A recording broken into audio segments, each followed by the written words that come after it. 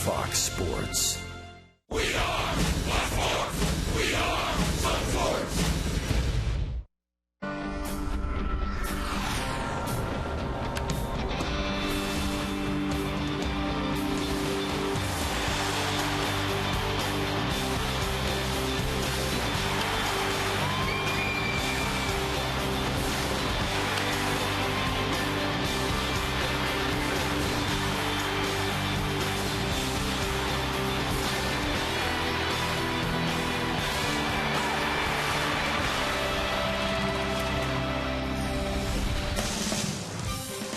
This afternoon, it all begins anew for the Tampa Bay Rays.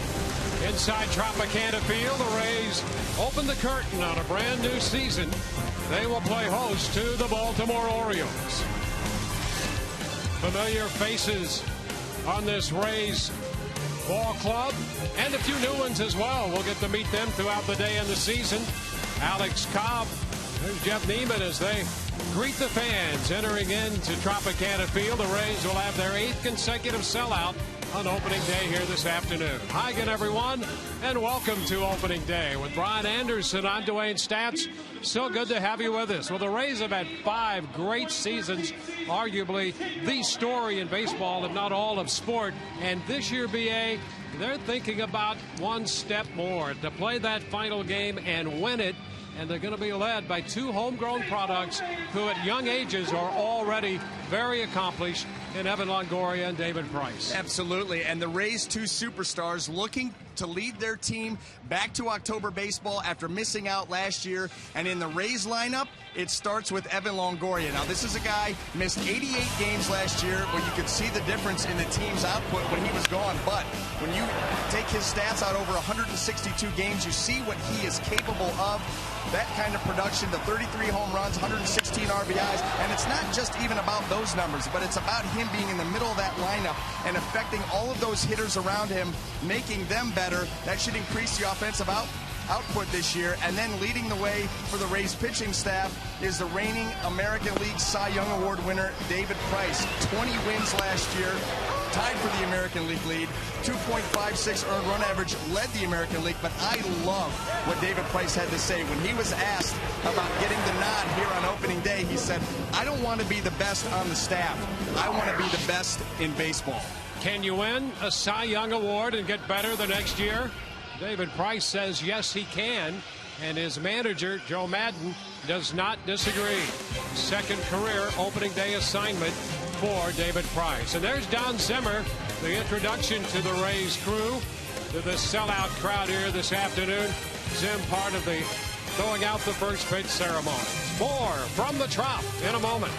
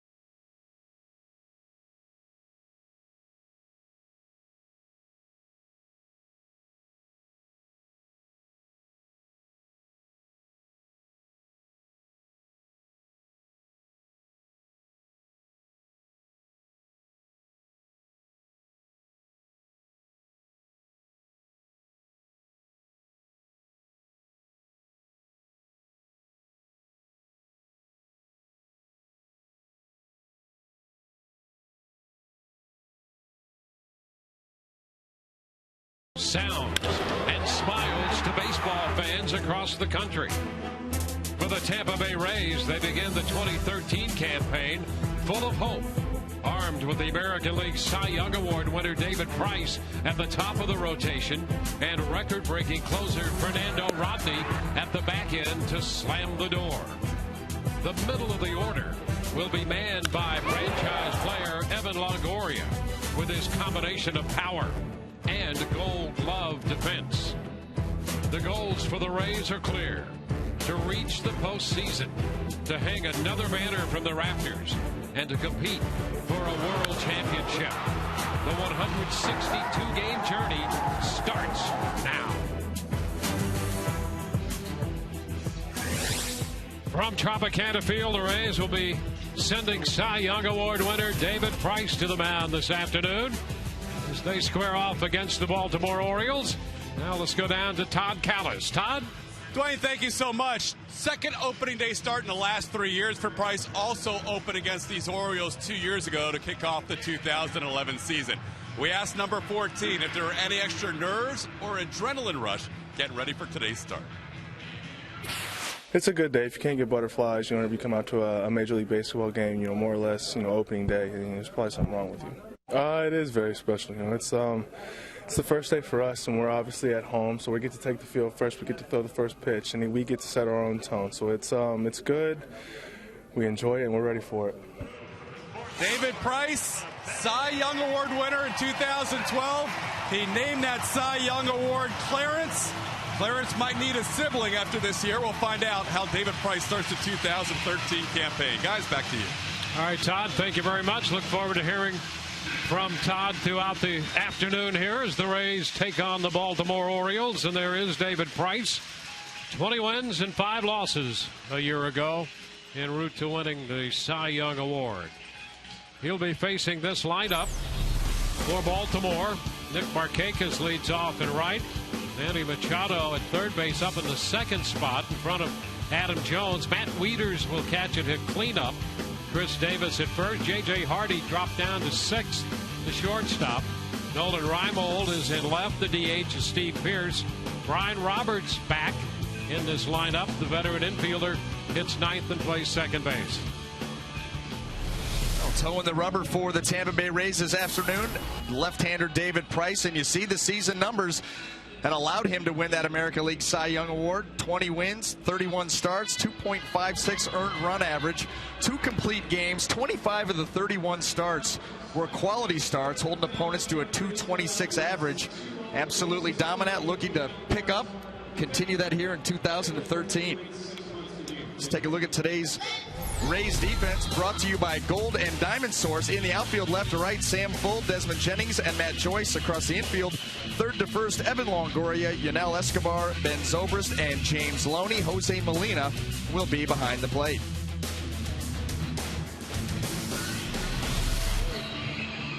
Well, there's Joe Madden. Joe off that 90 and 72 record a year ago, and in his 8th season as the Rays manager. What a story it has been for Madden. 585 victories to Madden's credit. And Buck Showalter engineering the turnaround for the Baltimore Orioles last year. They went from 69 and 93 to 93 and 69. And Showalter will have Nick Markakis to lead it off here against David Price.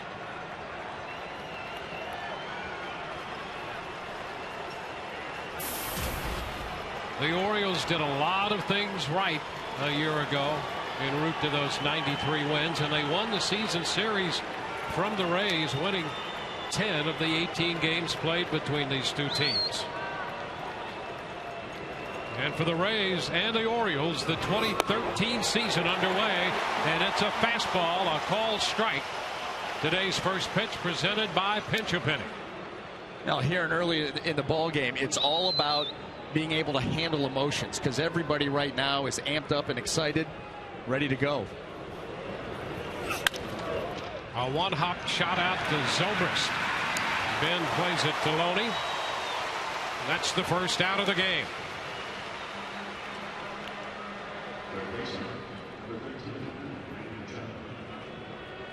Here's Manny Machado, and boy, what a difference he made for the Orioles a year ago when they saw him for the final couple months of the season. He's still only 20 years old. He won't be 21 until July.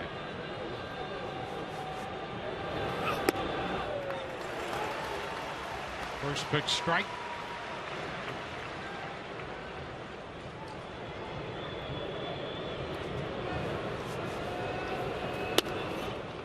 One and one. BA, there are those who say Machado made all the difference for the Orioles. As great a season as they had when he came at the end of the year, he really solidified things for them. Well, he's a tremendous defender, can handle the bat. He's a very heady player. You know, for being just 20 years old, his baseball IQ very, very high. And you can see right here with Buck Showalter opening day, not only putting him in the starting lineup, you know he's going to be there, but right up in the 2-hole, showing you the confidence that he has in him. 2-2. Price had gotten ahead of him on a nice changeup, and that was one of the pitches that really completed his arsenal and catapulted him into Cy Young contention and eventually winning that.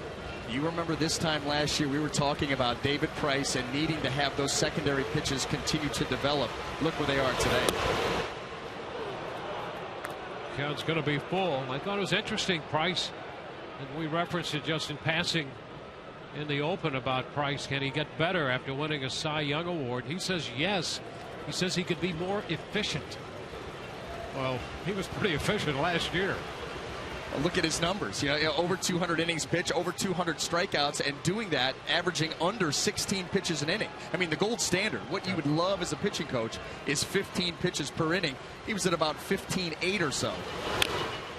Well, that's 0.8 of a pitch away from being more efficient, apparently. Well, I'm telling you, and that's why I go back to that quote. And I love the mindset that David Price brings to the mound and how he views his career and how he wants to progress as a pitcher. And he said, listen, I'm honored to be starting opening day, but I don't want to be the best guy in the staff. I want to be the best guy in the game. And that lets you know, always looking to achieve greatness.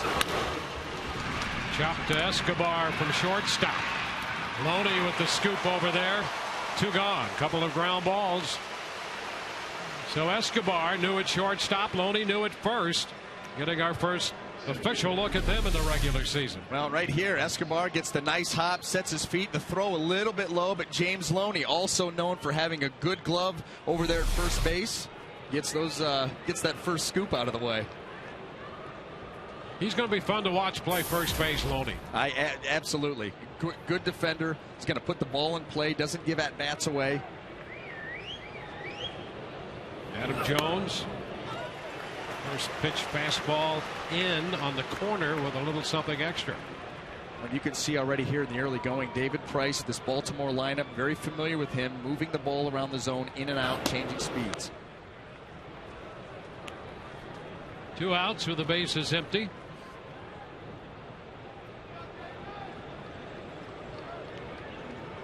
David Price, 27 years old. Adam Jones, 27. Shoots it to center. Jennings on the run, going to be over his head. Will one-hop the wall. Jones on his way to second with a double.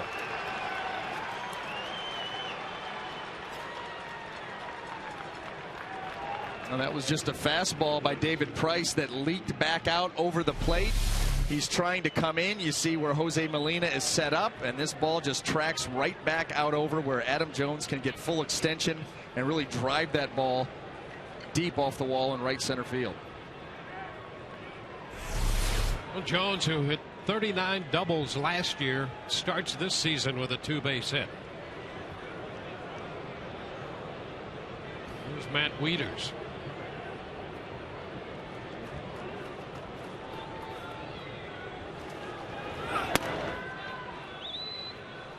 Wieters over the last couple years, overall the best hitting catcher in the American League.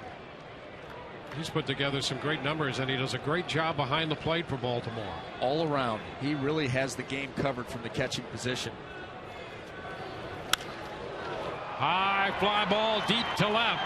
Joyce will go to the wall after this one, and it is gone. A 2-run home run. And Wieters gives Baltimore an early lead.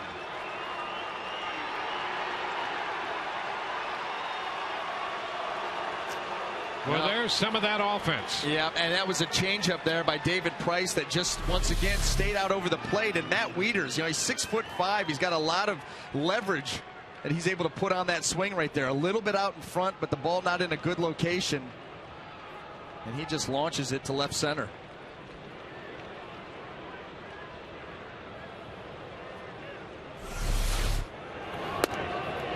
First pitch strike to Chris Davis. Wieters hit 23 last year, has one now. And here's Davis, who led this team in home runs with 33 a year ago. Price is quickly ahead of him.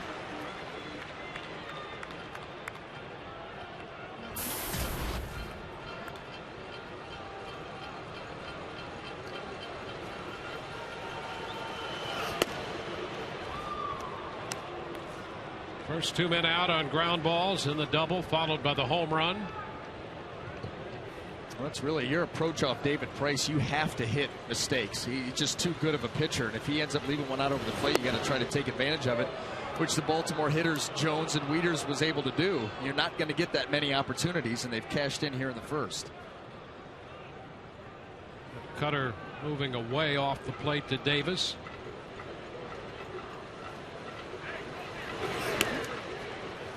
And that'll run the count all the way out.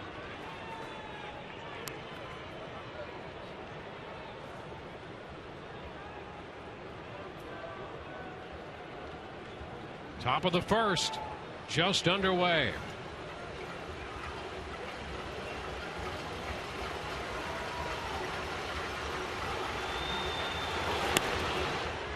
And now Price gives up the walk. He lost him after getting ahead. And you very rarely see that from David Price. Quick 2 strikes there on Chris Davis, a left-handed hitter. And all of a sudden a 2-out walk.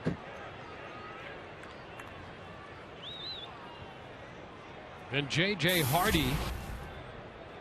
See Hardy with some pop in that bat, and so Buck Showalter, who for a lot of his time in a Baltimore uniform had him hitting up in the lineup, dropped him down into more of a power spot. Oh, the last couple of seasons leading major league shortstops in home runs. Not a big average guy, but he can hurt you with the long ball and the extra base hit. And again, Price ahead in the count on this hitter, Hardy. Nothing wrong with his velocity here opening day. He has come out, he's at 96 consistently. First pitch of the game was at 94.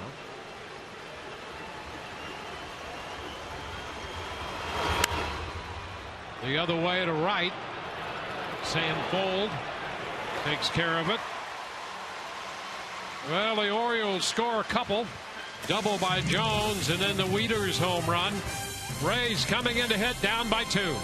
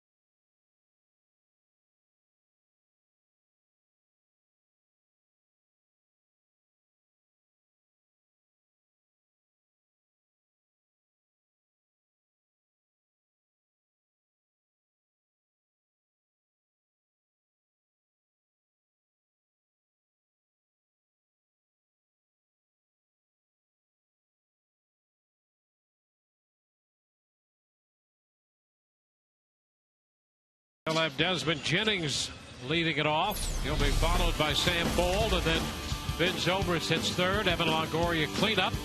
Matt Joyce, then Escobar. James Loney hits seventh. Jose Molina eighth, and Kelly Johnson will DH. Taking the mound this afternoon for the Baltimore Orioles, right-hander Jason Hamill. Just 20 starts last year, a season cut short by injury, but when he was out there, he was very good. First pitch up a bit to Jennings, as you can see there. Desmond getting out of there.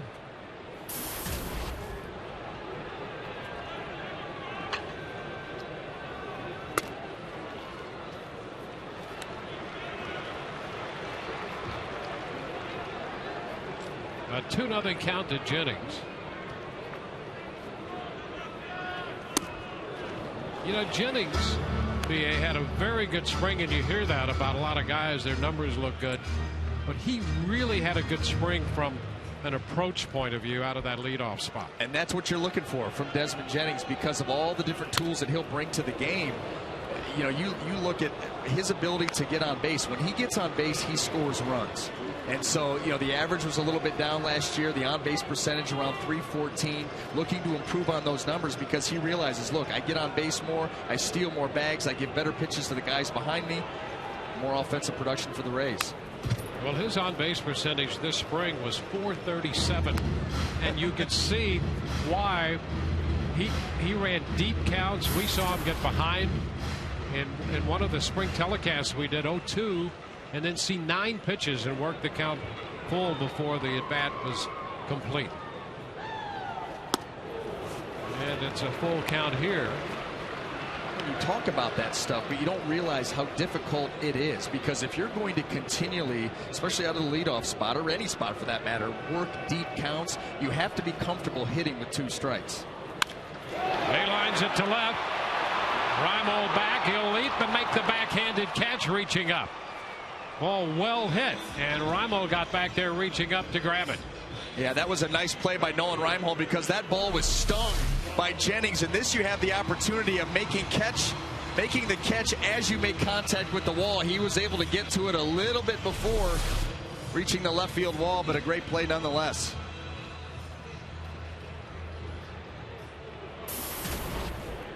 Sam Pohl getting the start today in right field.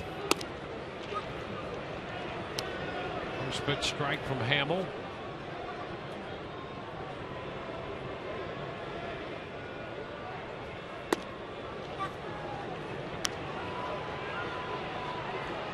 Hamill getting his first opening day assignment with Baltimore against the Rays.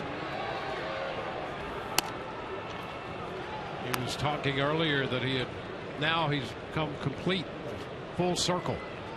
He came up with the Rays and made his major league debut against the Orioles. And now his first opening day assignment for Baltimore here at the Trop today. He became a full-time starter when he was out in Colorado with the Rockies, won 10 games a couple of times, then came to the Orioles last year and really started to put it together with the good sinker, but the ability to get the strikeout. Roberts backpedals. Markakis comes in from right. 2 gone. Let's take a quick look here at the Oriole defense as it lines up in the outfield left to right. Nolan Reimold, Adam Jones, and Nick Markakis across the infield. Third to first, Manny Machado, J.J. Hardy, Brian Roberts, and Chris Davis. Matt Wieters will be behind the plate.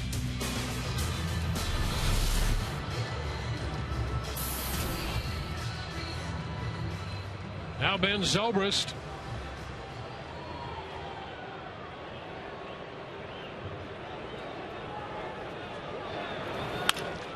And a base hit up the middle. Well, Zobrist loves the fastball. He got one there and has a single. Well, where Jason Hamill gets into trouble is when the ball's elevated. He's got a very good sinker. When that is working its way down, he's going to get the ground ball. That one stayed up and flat. Zobrist was able to shoot it right up the middle and give Evan a chance here with 2 outs. Well, he makes all the difference in this Rays lineup.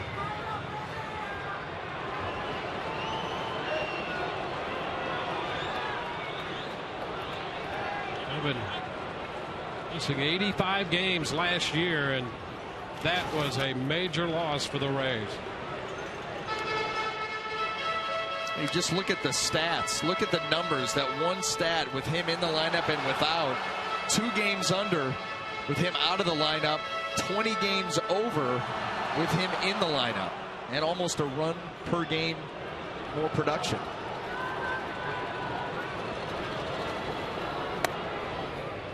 Well, the last time he saw these Baltimore Orioles was on the final day of the regular season last year here.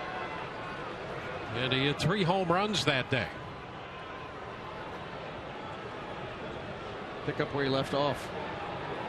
That's what the Rays are hoping right now. Ground ball short. Hardy the short way to Roberts for the force. We're at the end of an inning. 2-0 Baltimore.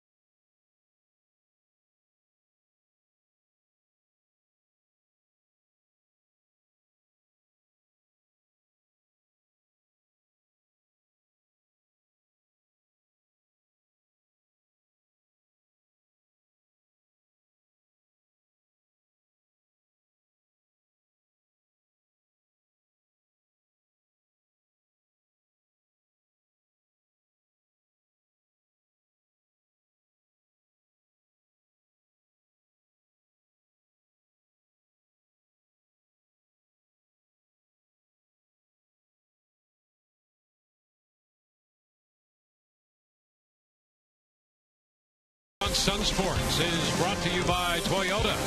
Let's go places. And the Tampa Bay Times. Amazing stories only in the Tampa Bay Times.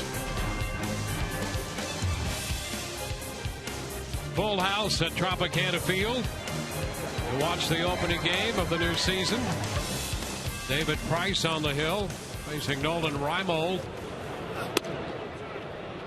Reimold made that nice catch on the line drive hit by Jennings in the bottom of the first.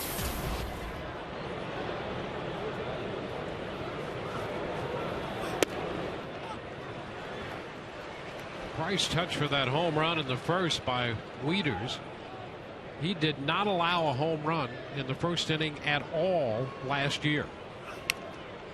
In fact, he only gave up 16 home runs in 211 innings last year.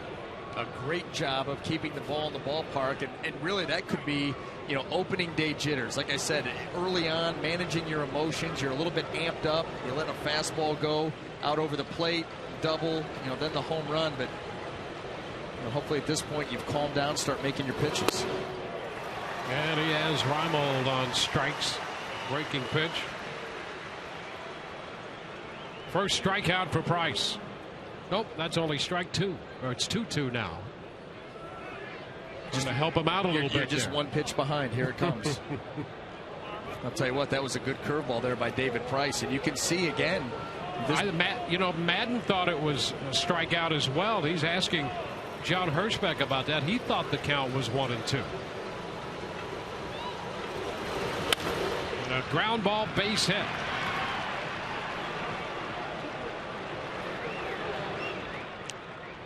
So a leadoff single. You see what David Price did last year. The 31 starts, 25 quality, and the rank in the American League. The wins tied with Jared Weaver. ERA #1, strikeouts. Dominant year by David Price.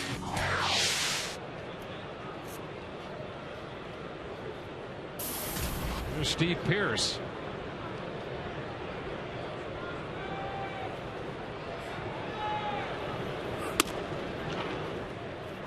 One and 0.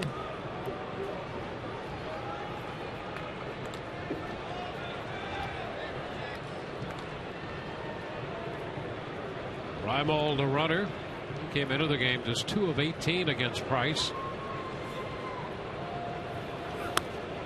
This one by him, by Pearce. 1 and 1. Well, Pearce could tell you an awful lot about what he was trying to do with that swing right there. That hip was leaking down the third base line, really yanked himself out of there trying to get to that fastball up and away. That's where, as a pitcher, you have to be able to read those hitters and let you know what they're trying to do.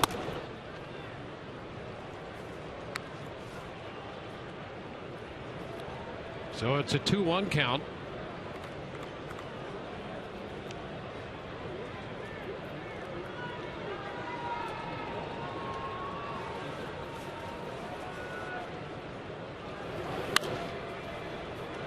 That squares it out of play.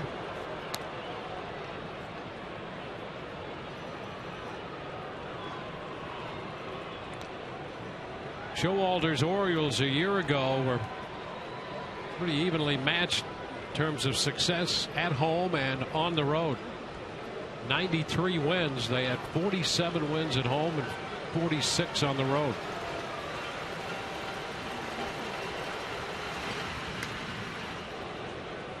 And you talk about managing.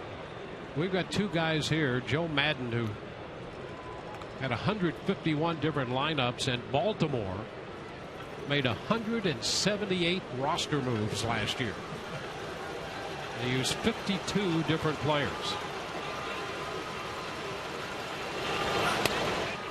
That's a strike call. Pearce caught looking on the corner. Well, Pearce looking to cover the plate, put the ball in play, give himself a chance, and David Price rifles that fastball on the inner half.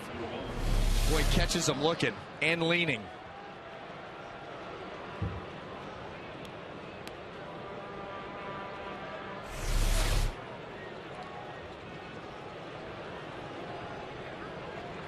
One out with a runner at first. Here's Brian Roberts.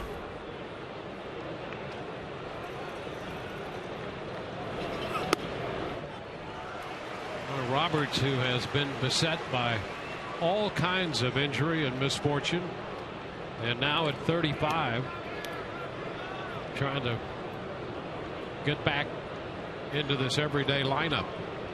If he's able to stay healthy for the majority of the year, if not all the year, that would be a big boost for this Oriole lineup.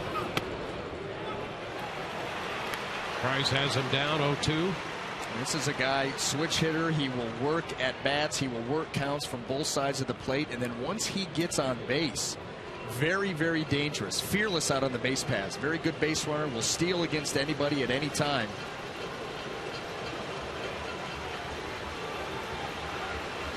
And now move to first. Throw down to second. Reimold picked off first. Technically a caught stealing, with Zobrist putting the tag on him. I'll tell you what a nice play by James Loney, coming off of first base to meet that ball on the way over, and then realizing that he was going to have to rifle it down to second. Cut the distance and then air it out. Quick short throw. They get him.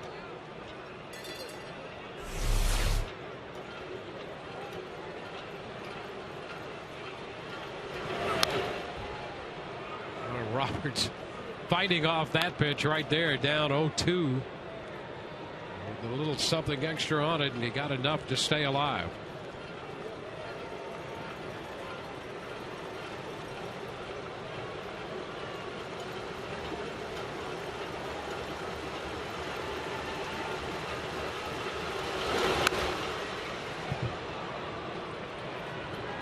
Back to Roberts' injuries. Here's a guy, because of injuries, he has lost really the better part of the last 3 years. He's played only 115 games spread over the last 3 years.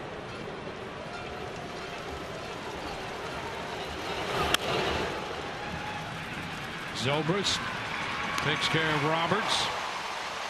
We're headed into the bottom of the second inning. It's still a 2-0 ball game, Baltimore.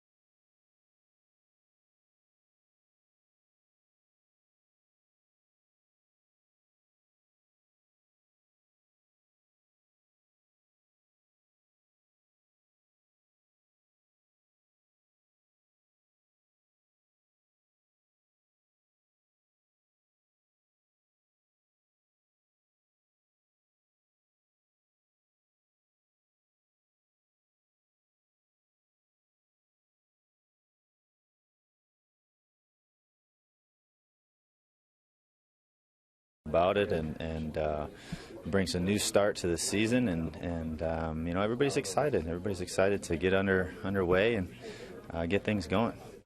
The local product, Matt Joyce from Armwood High School, said he used to watch opening day on TV back when they were the Devil Rays. He said he never remembers being in the crowd for an opening day, but he was certainly here in the crowd for other games during the course of the season when he was a kid. Guys, back to you. He goes after the first pitch against the shift, and that's Hardy, who was on the left side of the infield alone, ranging into foul territory to take care of that. J.J. Hardy had to cover some ground there. No help. Manny Machado pulled out into short right field. One pitch, one out. Well, here's Yunel Escobar, and a guy the Rays think will help them on both sides of the baseball with the bat and with the glove. Well, Yunel Escobar gets brought into this ball club. You solidify the left side of your infield defense by Evan Longoria at third, Escobar at short. Then you hope that bat can come alive. He's got a lot of potential. Machado has plenty of time and makes the play. 2 gone. Well, today's broadcast is on AFN, the Armed Forces Network, broadcasting to the U.S. Armed Forces serving in 175 countries and aboard ships at sea. They're watching around the world in Iraq, Germany, Italy, Southwest Asia, South Korea, and Japan. We welcome and salute each and one of you and look forward to your safe return home. Another new face in this Rays lineup is James Loney. See that number 249 last year combined with the Dodgers and the Red Sox, and he, like Escobar a year ago, really underachieved offensively. So the Rays look for more than what those numbers would reflect right there with the bat. The career average much higher than that 249. He's not going to be a big power guy, has more of an inside out swing, but he puts the ball in play, and for a Rays lineup that led everybody in strikeouts last year, he's going to help out in that area, put the ball in play, give you a chance. And in a mix and match lineup that Joe Madden likes to run out there, he's better than a 290 lifetime hitter against right-handed pitching. In fact, he's 9 out of 29 against Hamill, 310 with 3 home runs in his career off this right-hander.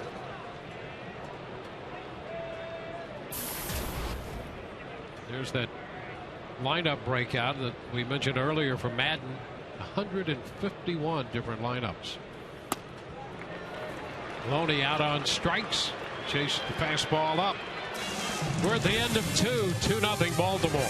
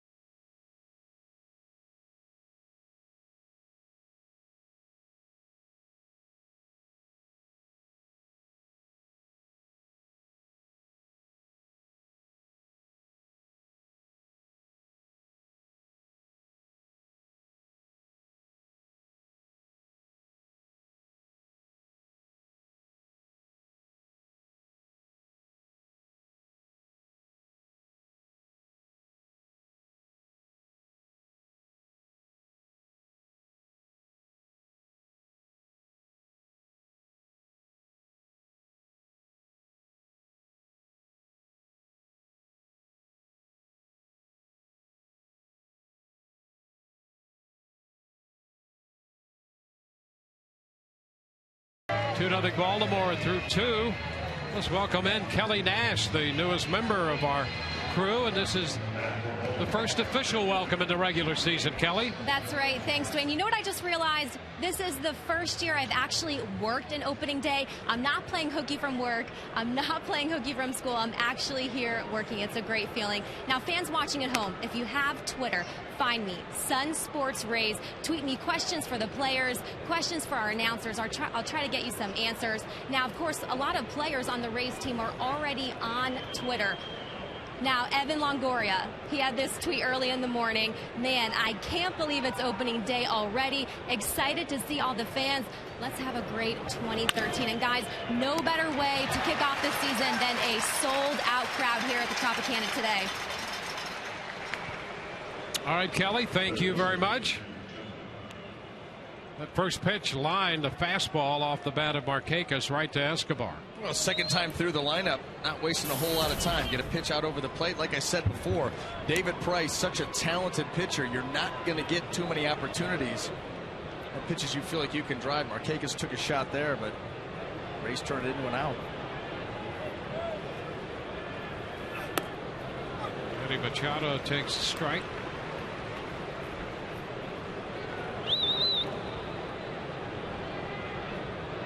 Price gave up 2 in the first on the home run by Wieters. That's headed through the middle. Machado has a base hit.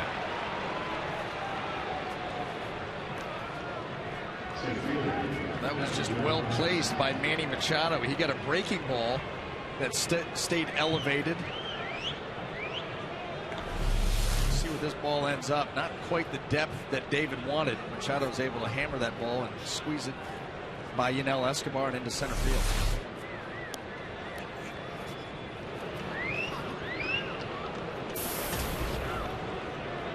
Adam Jones.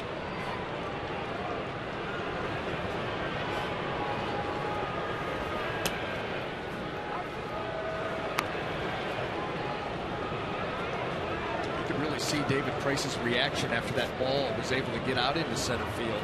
Not very happy with himself right now in his early in the game command of his pitches. And he started Jones here with a changeup and missed. Jones hit a fastball for a double, and now takes this pitch into right, a fastball for a base hit.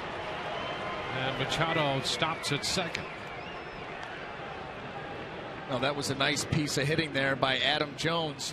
This is a pitch, if you try to pull it, you're going to fall right into David Price's trap. He just lets that ball travel. And quick with the hands and able to shoot that ball out into right field. The Orioles have a little something going here in the third.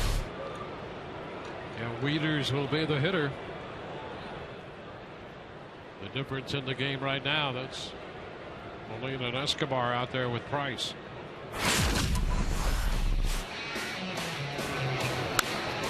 Home run by Wieters was on a changeup. Again with that location, David Price not very happy with it. Wieters with that extension, that big 6'5" frame, is able to lift it for a 2-run homer.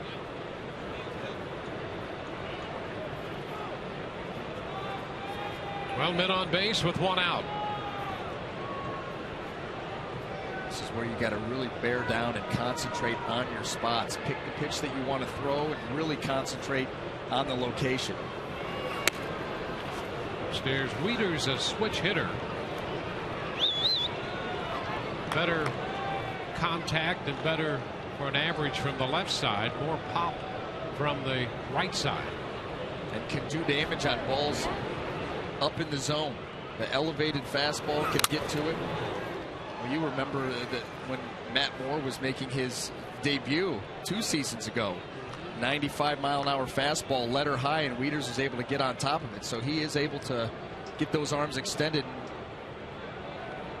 hammer some pretty good fastballs velocity-wise.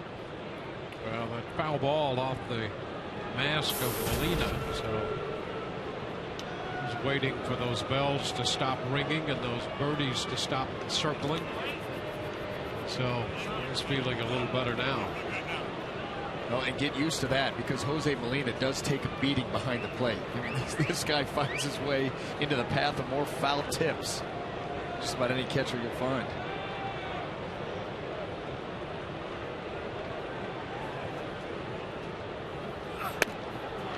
There's a strike into Wieters. 1-2.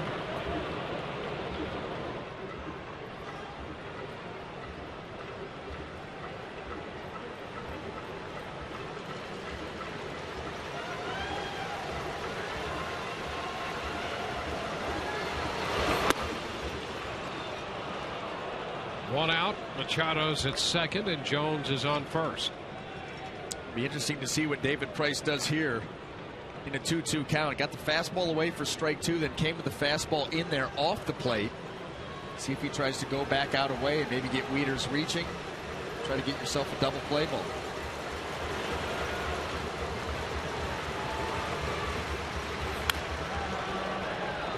Wieters fouls this one away, back to the right. Well, he did try to go back out away, but that was a backdoor cutter that he went with after the fastball in. Backdoor cutter. You'll see the subtle movement as it comes back towards the plate.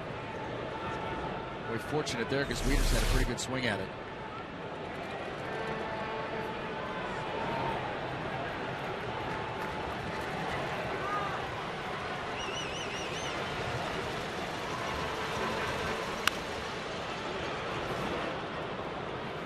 Remains 2-2.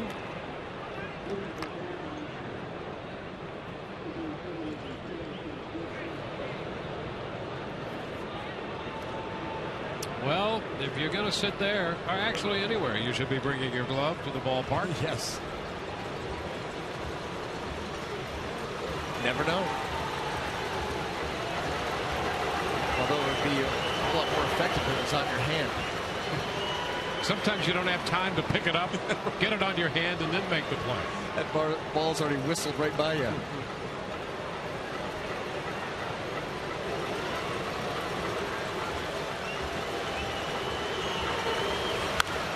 Down to third, foul. So Price and Wieters having a little battle here. Yes, they do, and really it's been a battle with David Price and this entire Oriole lineup. They have really forced him, and maybe it was David Price's game plan coming in, but they have seen all of his pitches in just about any spot that you could throw him. Changeups, cutters away, cutters backdoor, curveballs, fastballs to both sides of the plate, really making David work.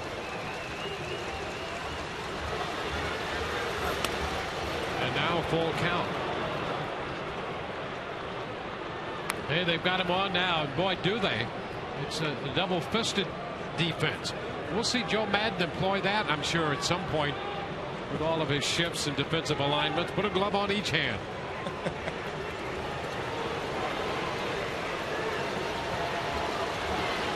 Doesn't have to make a throw from there. Runners go. Pitch is skied foul. That's going to be out of play. Well, I hope somebody had a glove down there.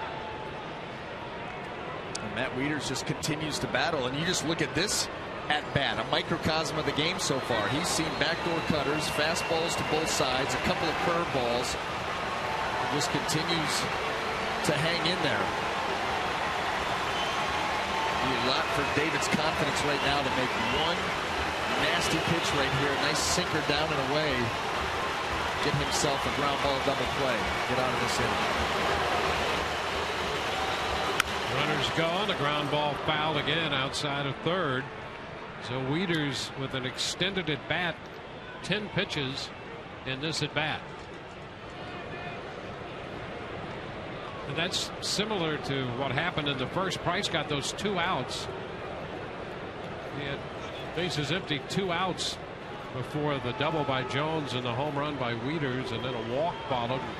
Price wound up making 23 pitches in the first inning. 3-2 again. And it's fouled once more. This lineup will grind you.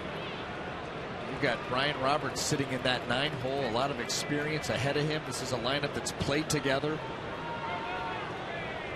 Jim Presley, the hitting coach,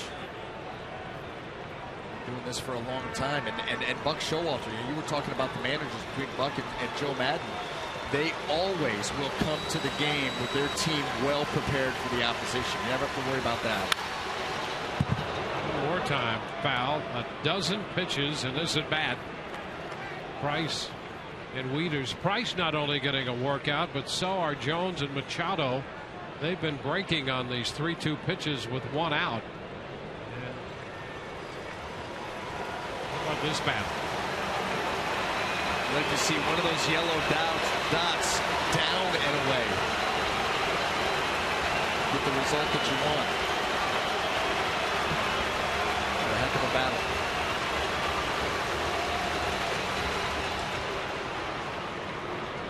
That was a nice idea there by David Price. You made mention of Machado taking off there from second base. Take a chance that maybe he gets a little lazy mentally.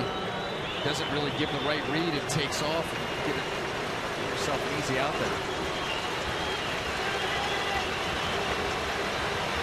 They're on the move again, and there's ball 4. That loads the bases. 13 pitches leading to the walk. Trying to come in with the fastball. David just yanked this one down and in. It was an easy read from Matt Wieters, a ball out of the hand. That's going to bring Jim Hickey out to the mound. More than anything, just to give David Price a breather, because you realize this part of the game, it's only the 3rd inning, but you're already down 2 runs. Orioles have the bases loaded. Going to minimize the damage here. Fortunately for Price, he'd made only 5 pitches to the first 3 hitters collectively in this inning before running into that battle with Wieters and giving up the walk on the 13 pitch at bat. Now it's Chris Davis. First baseman, Chris Davis.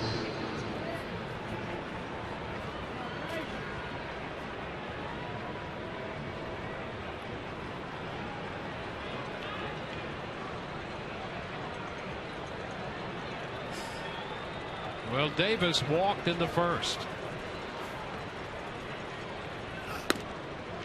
And a first pitch strike.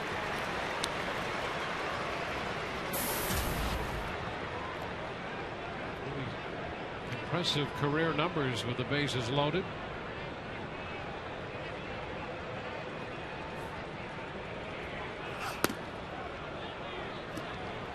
It's 1-1. And with your ace out there, the Rays be hoping to limit the pitch count, have him pitch deep into this opening game. Well, you're definitely thinking with David Price out there that your bullpen is not going to be used very much. And that's what's going to be interesting to see as this season unfolds with the loss of James Shields and the innings that he takes with him.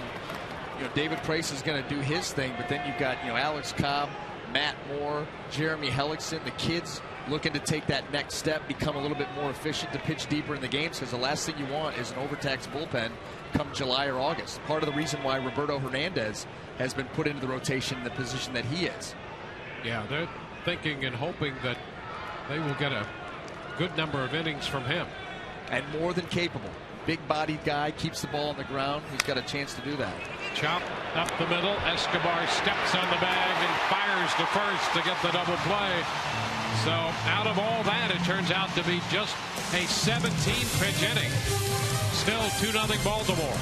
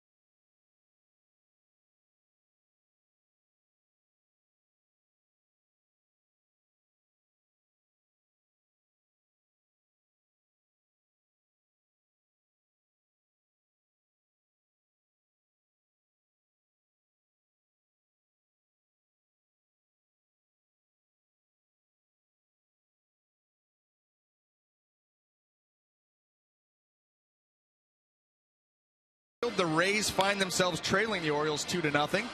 Today's game and all season long, Tires Plus will donate $100 to Pediatric Cancer Foundation for every Tampa Bay Rays home run televised on Sun Sports.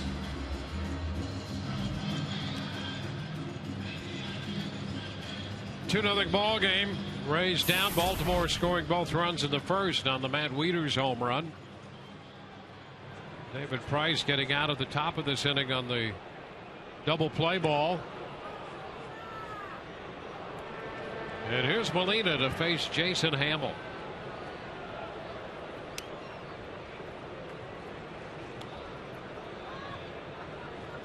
Kelly Johnson will follow and then back around to the top of the order.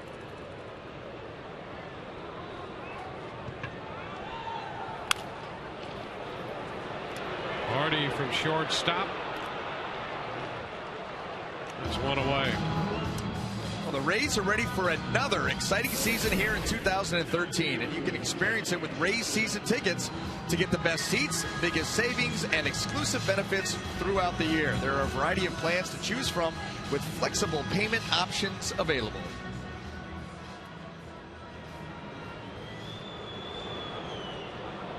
So here's Kelly Johnson. They have the shift on. You can see Johnson shorten up there. So the overshift with Johnson batting against Hamill.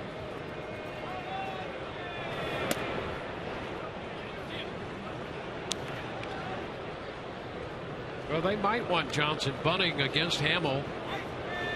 6 of 20 off him with a home run. And pops it up. It's Davis at first. 2 gone. And that was, you talk about big league pop-up, that old tired cliche, but that was a pitch out over the plate Kelly Johnson, I guarantee, wishes that he had another shot at. He just got around that baseball a little bit and hit it a mile high. Well, 2 quick outs now on just 5 pitches. So if Desmond Jennings has ever worked the deep count, this would be the time for it. You'd like to give David Price a little bit of a breather after having to work so hard the previous inning. Maybe not in total pitches, but after that at bat against Wieters. 1-0. That 13 pitch at bat for Wieters. And he actually wound up making 22 pitches in that inning, 60 through the first 3. Fly ball hit high back into left. Reimold to the track and has room. So Jennings is out number 3. We're through 3, 2-0 Baltimore.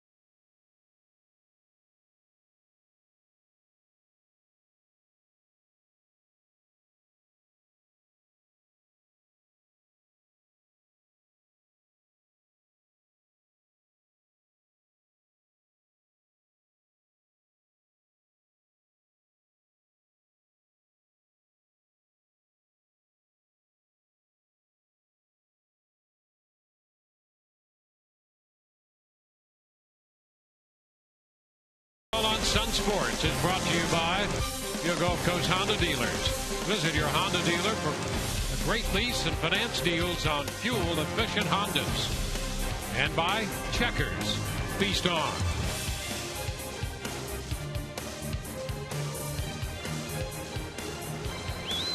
Inside Tropicana Field, opening day. We go to the 4th. J.J. Hardy all set to lead off for Baltimore. And David Price has had to throw a lot of pitches early in this game. It's a popper on the first pitch. Loney to the stands, but it's out of play. Well, Loney might have been able to reach in right there, and the way things go, you'd love to see that out recorded on one pitch. Well, right there in the first row, and the fan getting booed here in Tropicana Field. You can see as Loney heads over to the short wall. The fan right there. Oh, that's a fair ball beyond the bullpen mound. Hardy's on his way to second with a stand-up double. Well, J.J. Hardy got a cutter there and was able to get the barrel of the bat to the ball and keep it fair.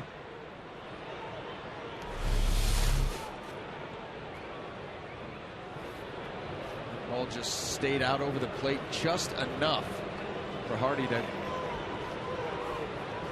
slam it down the third base line. James Hoy, the umpire on the call.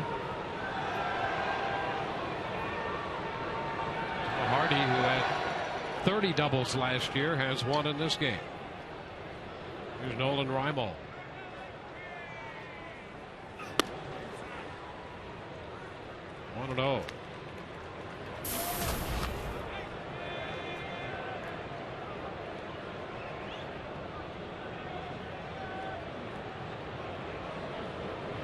6 Baltimore hits now. They've had 6 hits and 2 walks. So a lot of base runners early so far, just the 2 runs on Wieters' home run. Well, David Price's command is not where he would like it, not where we normally see it. Baltimore hitters have taken advantage of it thus far. 1-2. And you can see what David Price is trying to do in this at bat to Nolan Reinhold is keep the ball in close to him. He doesn't want to go down and away, let Reinhold shoot one over to the right side, move the runner up. Here with nobody out, trying to keep the ball close to him, crowd him, even pick up the strikeout, maybe a little jam pop-up. 2-2.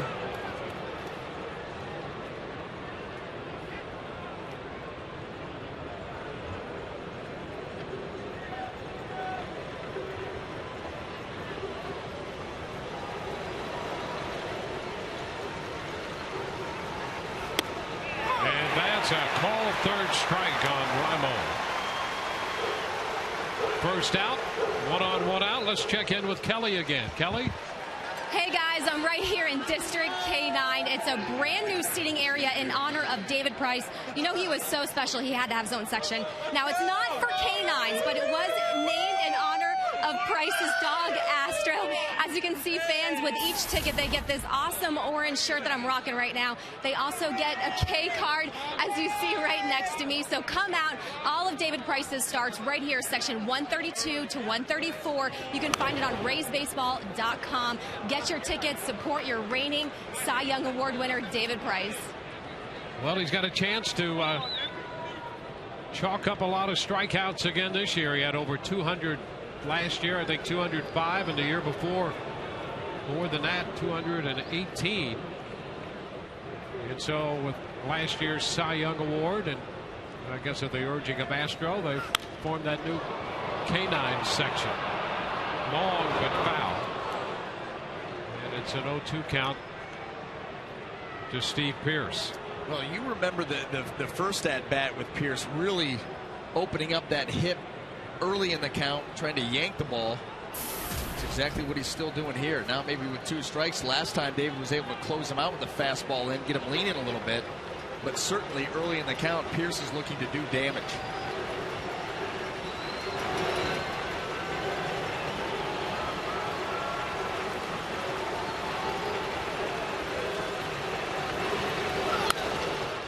And he's pulling this one deep foul. Both these clubs, wouldn't you say, BA, have the same approach because their bullpens have been so good. Jump out, get a lead, hold it, and then turn it over to a bullpen that doesn't give up much. And you've seen that in the past with successful teams. You get nervous playing them because they're going to play a 6 or 7 inning game. That's it. It's like playing high school again. You have the lead after 7. This Baltimore Oriole club last year was 74-0. Just a bit wide. 1-2. So you've got 2 teams here fighting to grab the early lead and then hang on to it. So far, it's been Baltimore. Pretty good pitch here by David Price. He comes with that cutter back door. Just stayed off the plate. No chase by Pearce.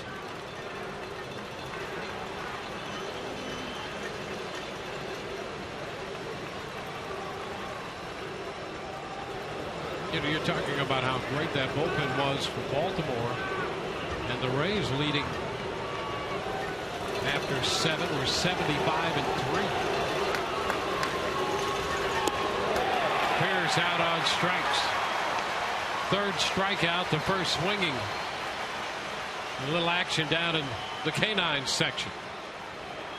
Coming off of a great curveball there by David, down and in.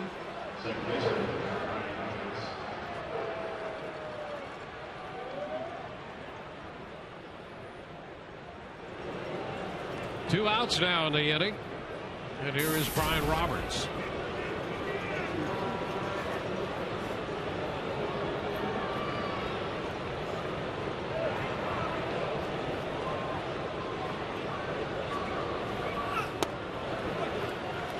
Roberts grounded out his first time, and there's a first pitch strike. I think that's what's going to make the American League East race this year so exciting, are the great bullpens within the division. And every team's going to have a similar philosophy about not wanting to see the back end of the other team's bullpen. Diving stop. The throw by Longoria. One hops and picked over there by Loney. Nice play on both sides, as it turns out. Longoria to Loney to retire the side, leave a man at second base. 2-0 Baltimore.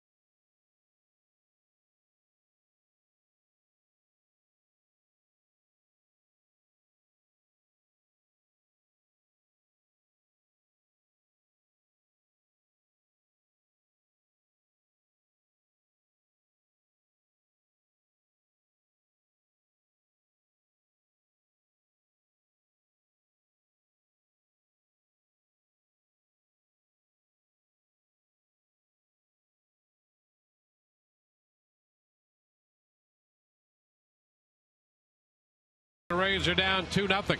Well, and it could have been 3-0. Great play here. J.J. Hardy out at second base, and a nice dive there by Evan. He finds it with the bare hand, able to throw from the knees and get enough on it to get to James Loney. Ranging to his left. Not a clean field, but watch quick with the hand. No time to spare. Got to throw it from there.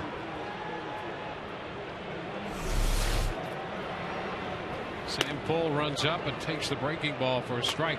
Thought occurred to me that with Longoria, wherever he is, he's going to make a good throw when he's healthy. So it doesn't make any difference. He could be like flat on his back and he'd make a good throw somewhere. He does. I'm telling you, in all the years that I've seen him down there at third base, I've seen him make one bad feed. Really, that's it. The guy's amazing with his able to pinpoint, know where he's going with the baseball.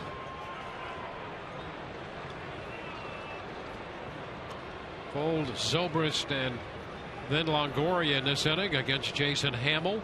Oh, and part of his routine, when you see him in pregame, early work, he'll go down to third base and field ground balls from his knees. Just sit on his knees and field ground balls.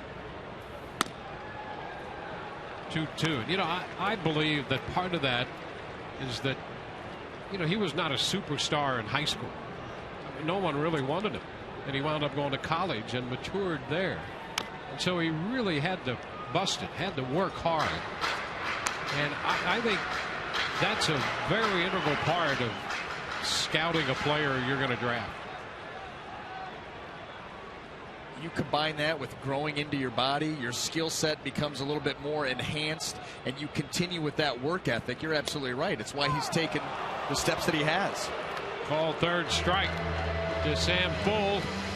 Right now, let's check in with Todd Callis. Speaking of high draft picks. Yeah, speaking of the scouting section, that's where we are right now, Dwayne, with the Rays senior advisor, Don Zimmer.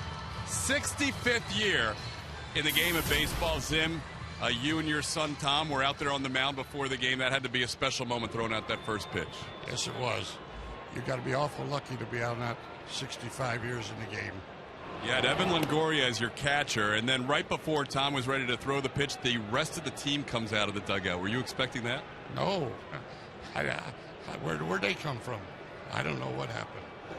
It was quite a moment as Ben Zobrist takes a called strike 1-1. Zim, you've been around this game as we mentioned, 65 years. The Rays have been lucky to have you more recently. What do you think about this year's squad? What do you like about this team? Well, I didn't get to see too much of them this spring because I couldn't get down to Port Charlotte. But if we pitch good, we'll be in the race. And that's what it's going to amount to. 5 or 6 teams could win the division. Yeah, you're absolutely right about that. We're watching the video now of you and Tom and all the players gathering around afterwards. It's 1-2 to Ben Zobrist. Have you ever seen or can you remember the American League East like this, where all 5 teams were this closely bunched? No, this is the most. Usually it's 2 teams or maybe 3 teams, but there's 5 teams, I guess. Anybody could win. Whoever pitches the best is going to win. Sam, it's always a pleasure, and it's our honor to be a part of being with you here on this day for the ceremonial first pitch. 65 years and counting. Thanks so much for being with us. Thank you, Todd. Thank you. All right, guys, back to you. All right. Thank you very much, Todd. Don Zimmer down there. You know, Don, in all those years, celebrated opening day a couple of times with opening day home runs, and off 2 great pitchers. One off Robin Roberts and the other one off the late Don Drysdale. I'll tell you what, you sit around and listen to Don Zimmer tell baseball stories. There's a shot deep to right by Zobrist. That ball is gone. Zobrist lines it into the seats and right.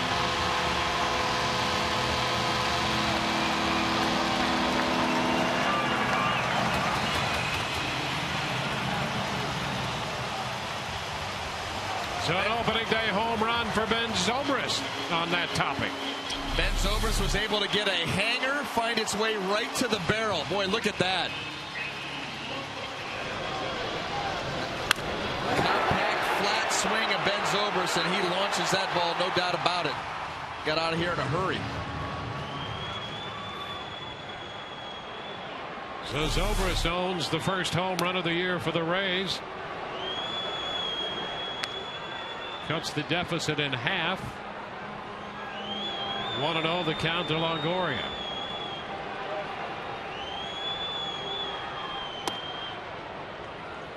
Well, Zobrist continues to be not one of the most underrated and perhaps under-recognized players in the major leagues. Longoria gets under this one. Jones in center.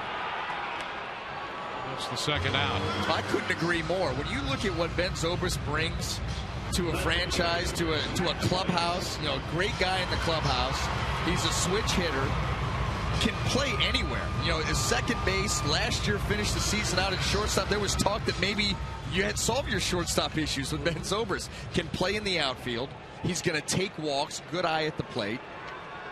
Very well-rounded baseball player that any team would be fortunate to have on their roster. You know, that versatility by Zobrist is great in many ways, and one is for the manager, Joe Madden, because he can play him in all those positions and he's so good. The other one, it's great for Andrew Friedman, because now Friedman this last offseason goes in knowing that Zobrist can play right field, second, could play short. Right. That gives him some options on who's available, who's the best deal, and who's the best player. There's a shot off the bat of Joyce. High back into right, but not quite to the track. And Joyce is out number 3. So the Rays going to run back here in the bottom of the 4th inning. Ben Zobrist connects, and now it's 2-1 Baltimore.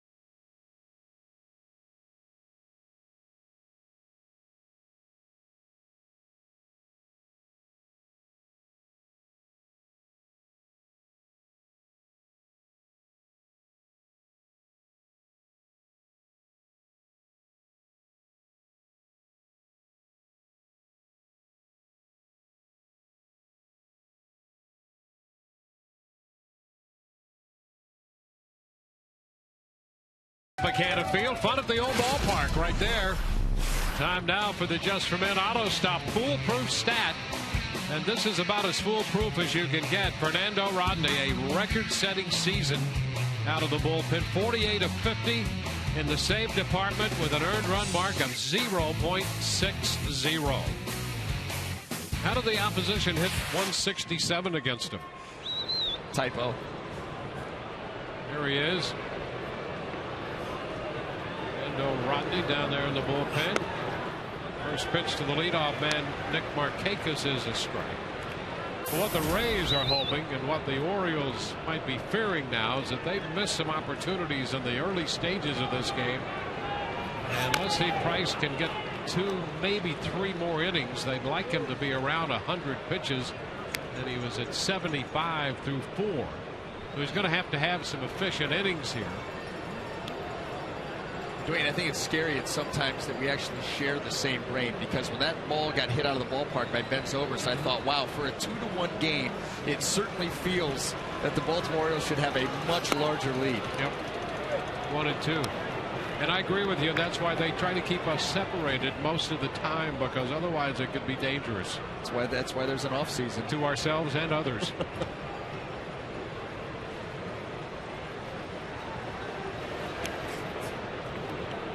Count 2-2.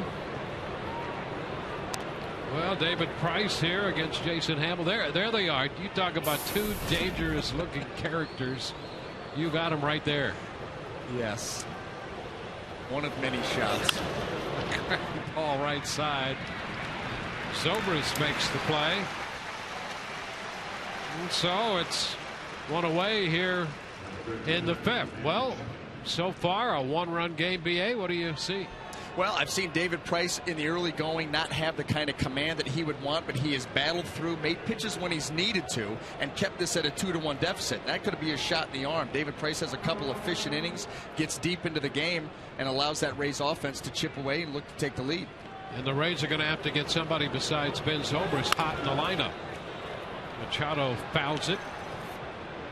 The Rays have a run on 2 hits, and Zobrist is 2 for 2. Everybody else 0 for 12. Well, yeah, and you talk about Ben and what he brings to that lineup. Jason Hamill's been pretty tough on the other side. 1-1 the count.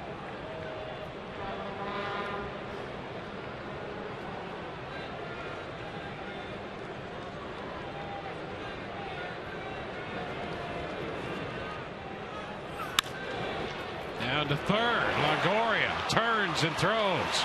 Out number 2. Well, you don't realize how tough a play that is. You know, you look at a high hop, glove side, not that tough a play. That is a very difficult play. This ball was almost by him. Watch him have to range over and then read that ball. Actually does catch it behind him. And then you got to spin and make the throw. And I don't know, how about that? Right off the Ray, or the R in Rays on Loney's chest. Well, 2 gold gloves for Longoria. That's why. Comes Adam Jones. And he comes up with this one, throws from the seat of his pants, and he gets him. Great play again by Evan Longoria. Back-to-back outstanding plays. He can throw it to any base from any position at any time, and here's proof of that to retire the Orioles in the 5th.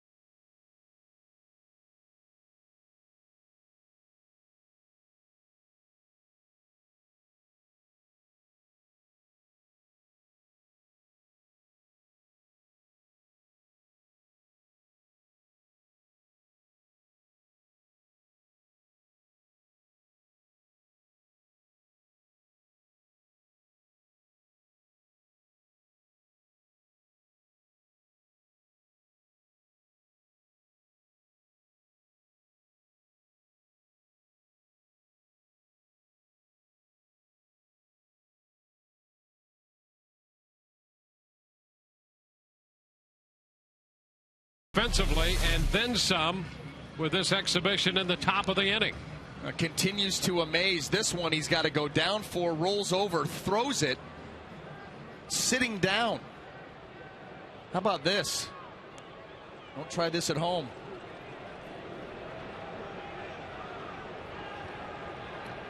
That's where all that yoga comes in handy. First pitch to Escobar. I'm partial to Pilates, but I get what you're saying. There you go. 1-0 down the count. Wow. What a defensive exhibition here. Now here's Machado with a nice pickup at third. And the throw. Escobar is out of there. Bottom of the 5th. Again, let's call upon Todd Callis. Todd? Dwayne, thank you very much for the Twitter poll, the first one of the year. We ask you, where do you think the Rays are going to end up at the end of the season? Hashtag TB1 if you think they're going to win the AL East. Hashtag TB2 if you think they're going to be the AL wildcard team. Hashtag TB3, one of the 2 AL wildcard teams. Hashtag TB3 if you think they'll be above 500 but miss the playoffs. And hashtag TB4 if you think they're going to be below 500. Now, we're down here with the Fox Sports Florida Sun Sports sponsors and also this fly ball in the left center field that Adam Jones takes care of for out number 2 with James Loney. And look who we ran into, the lovely Annie Lee and Jordana. How you ladies been? Everything good? Very, very good. We're so excited. Rays baseball is finally officially starting today, and we're so happy to be here. Facebook and Twitter, you guys are all over it, right? We are. You can find us on Facebook at Fox Sports Florida Girls and Twitter at FSFlorida_girls. You guys will be here for a few games this year? Absolutely, and make sure to keep in touch with us. We'll online, and we will tell you when we'll be here next. It's been quite a trek for this group down here. They started out in South Florida, ran into a little issue on Alligator Alley, so it took them a while to get here. Now you've got Rays baseball and right to the Lightning game tonight? Yes, we have a fun-filled day, and we're really excited to be here. Fox Sports Florida Girls. Follow them on Twitter. Jordana and Annie Lee and Todd. Back to you guys. All right, Todd. Thank you. And again, Todd, the hardest working man in show business. He's in a pretty good position down there. 1-1 to count to Molina.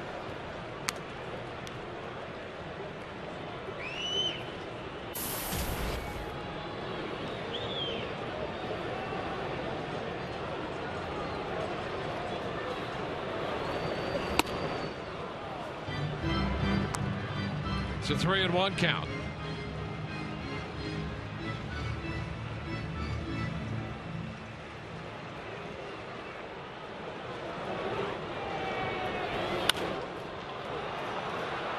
Pop to the right side for Roberts. And the Rays are up and down in order. We're through 5 innings. 2-1 Baltimore.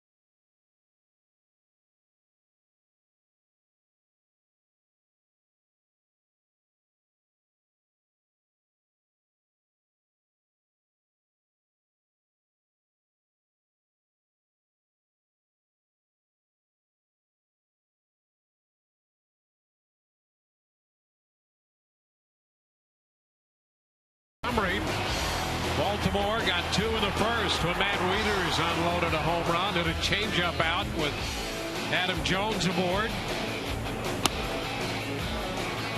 Rays facing Jason Hamill. Hamill been in charge with the exception of the Ben Zobrist at bats. Ben, who singled in the first, homered in the fourth, lining this one into the seats in right to make it 2-1, and that's where we are at the end of 5. David Price and Jason Hamill still around here on opening day.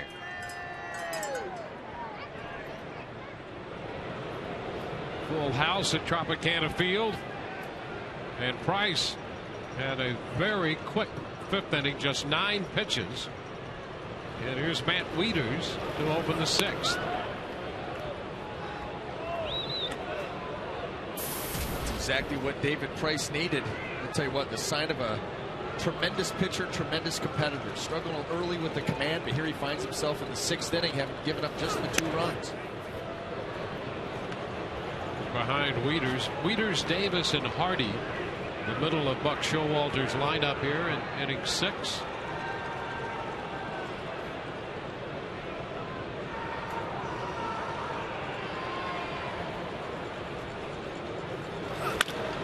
Liner toward right center. Bull trying to cut it off, but it'll roll to the wall. Wieters on for the 3rd time with a double this time. Matt Wieters has seen a lot of pitches from David Price. You go back to his last at bat, 13 pitch walk. He gets this ball elevated away from him. David wants this ball down. It stays up around the belt. All he's got to do is get the bat head out there, line that ball into right field in the way that the Rays were positioned defensively. That ball's able to roll all the way to the wall.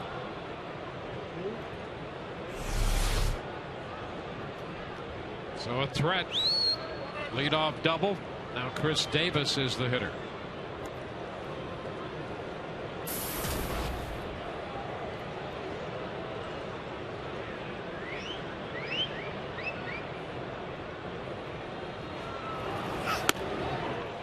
Powered by Davis for a strike.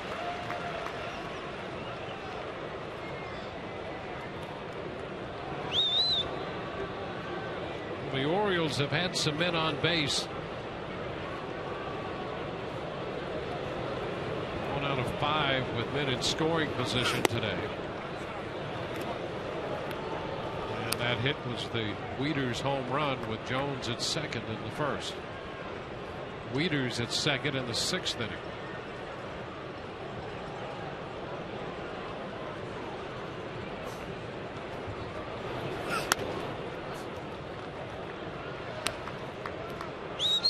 That was one area of the game last year where David Price was able to limit damage. Remember a couple of years ago where he started to struggle a little bit with runners in scoring position. Last year, a much better job making sure that mechanics stayed in line. He was consistent with his release point, his delivery, and the numbers reflected that. He evens the count at 2-2. And that was a high quality fastball there, knee high, right on the outside corner. And now you've given yourself a chance here to go for the strikeout. Try to pick up that out without the runner being able to move up. Might have been a nice job by Molina helping him with that pitch right there. That's why the Rays love him back there. And he gets him looking. Mid-90s fastball. Big strikeout for Price. Well, why not? You got that pitch before. A nice job by Molina in framing that pitch back towards the plate. Go out there again. You see how Molina angles himself and then freezes that ball right there. Gives John Hirschbeck a good look at it. And how about that? And those 4th and 5th pitches were called strikes. And when John Hirschbeck has been known to widen that thing out, sometimes that's knowing that about an umpire to your benefit. Hardy takes a strike.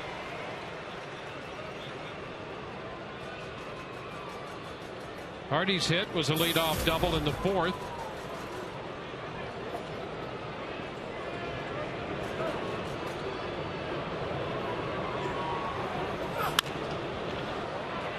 Back to first, headed toward the stands. Loney's over there, but no chance.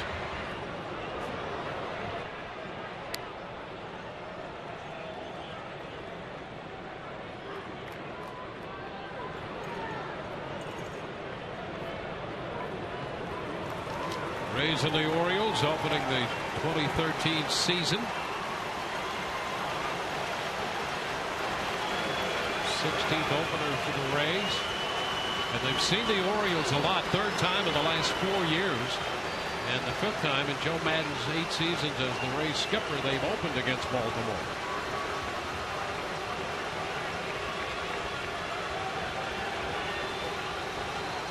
So apparently when they put together the schedules, they just start, they go, well, the Rays will play the Orioles somewhere, and then they'll make out the rest of the schedule. Got to start somewhere.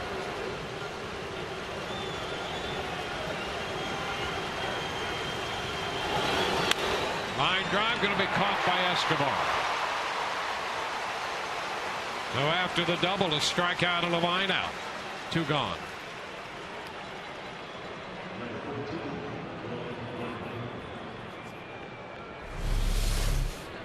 See where Escobar is. That breaking ball. Hardy does a nice job of staying down and on that pitch.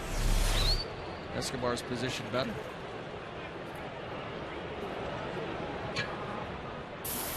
Nolan Reimold, that base hit came in the 2nd inning, and he was picked off by David Price on a 1-3-4 play.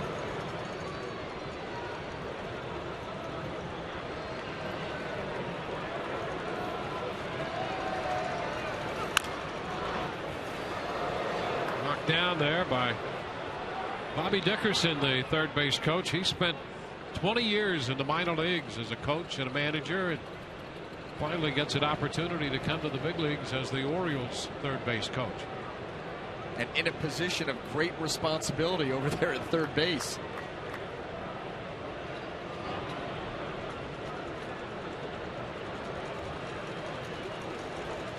A 1-strike count.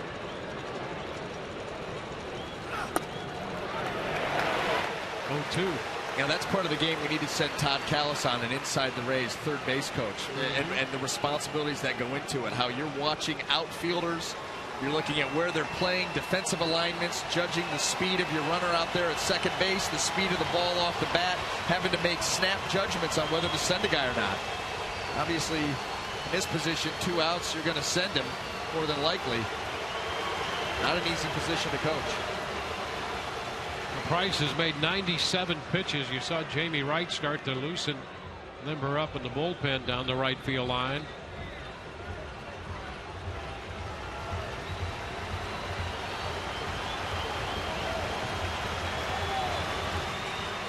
Plan called for 100 pitches. They could have pushed him a little bit more, but somewhere around 100 is what the thinking is for Price in his first start of the year. And that's coming into the start, not knowing what kind of stress level those 100 pitches are going to be. And for the most part, David Price has had a lot of high-stress pitches. So he is absolutely nearing the end of his day, but just continues to battle, keep his team in the game. And they want to make sure they get this 0-2 pitch right.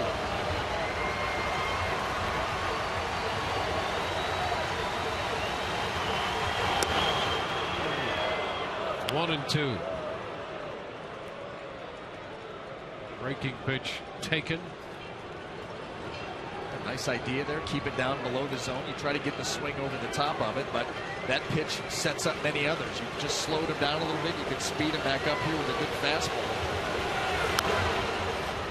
It's fouled back with a fastball in the mid-90s. So the 99th pitch of the day in at 95 from Price. You still get that adrenaline pumping, and you saw that ball ate Nolan Reimold up. After that curveball at 78, he comes right back with 95.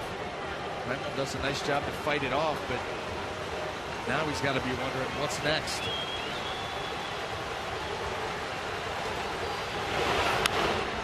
And it's lifted into short right. Got the hard stuff. Bold puts it away. Leadoff double and a man stranded. Bottom of the 6th. 2-1 Baltimore.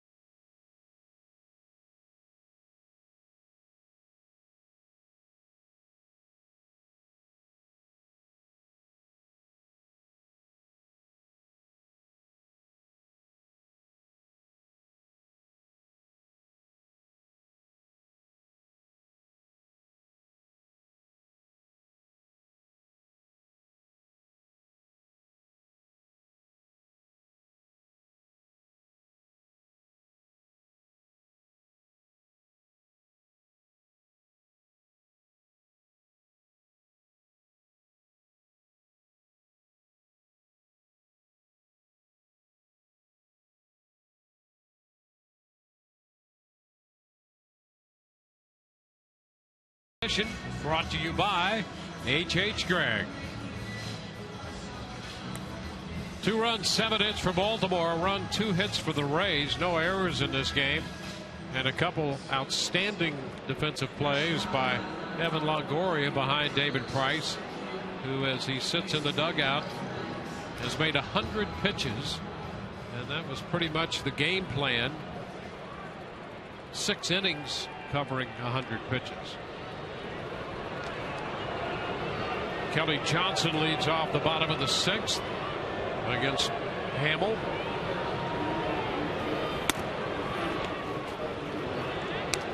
Hamill's breaking ball stayed up that time. Didn't do much. 1-0.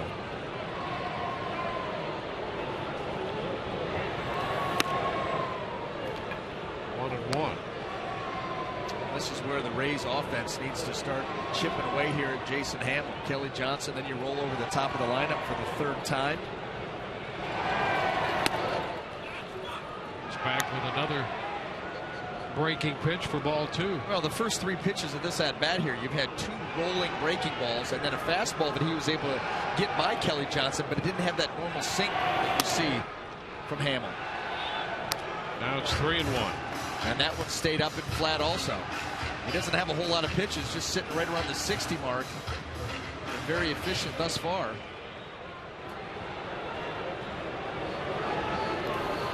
And a walk to lead off the inning. The Rays have a man aboard. Well, David Price's stellar 2012 season earned him the American League Cy Young Award. Watch him defend his title throughout the season.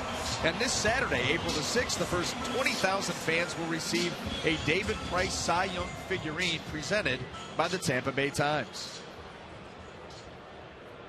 We're going to go to the top of the order. Desmond Jennings hit the ball very hard his first time.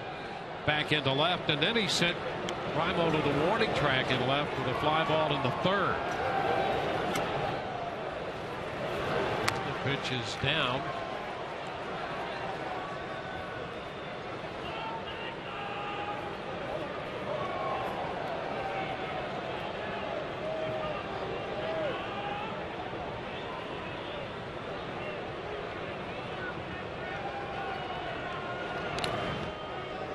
Johnson at first on the walk.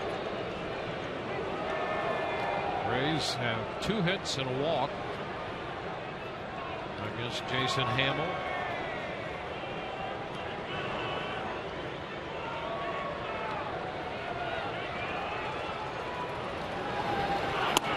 You know, Hamill has come out here in the 6th inning almost looking like a guy who'd been sitting in the dugout. His team had been at bat for about 20 or 30 minutes.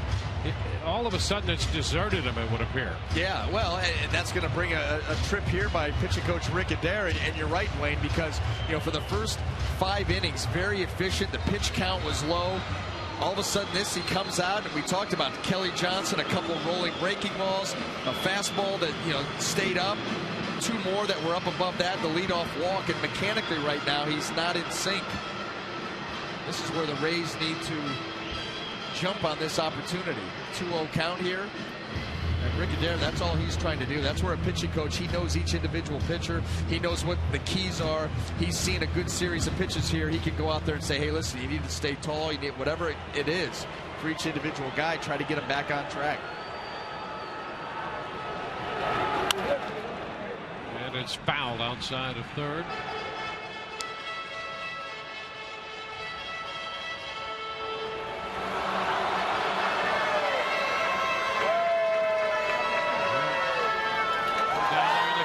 Section rooting for the Rays offense to help David Price. Probably not a big fan if you're sitting in the row behind him.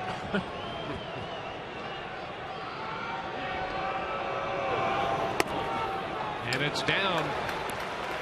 So Hamill is behind Jennings 3-1, and we started to see some stirring in that bullpen down there for the Orioles.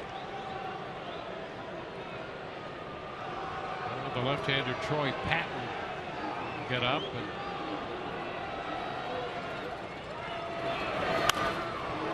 it's foul out of play.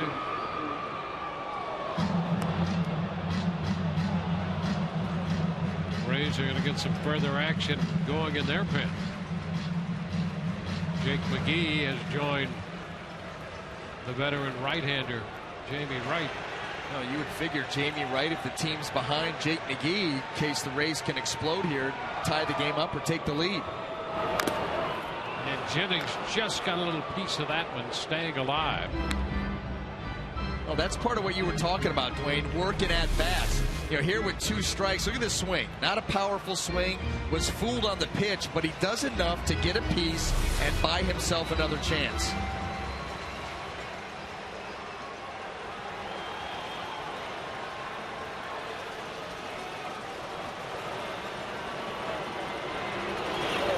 Runner goes, the ball hit on the ground, fair, off the glove of Machado. Down past the bullpen.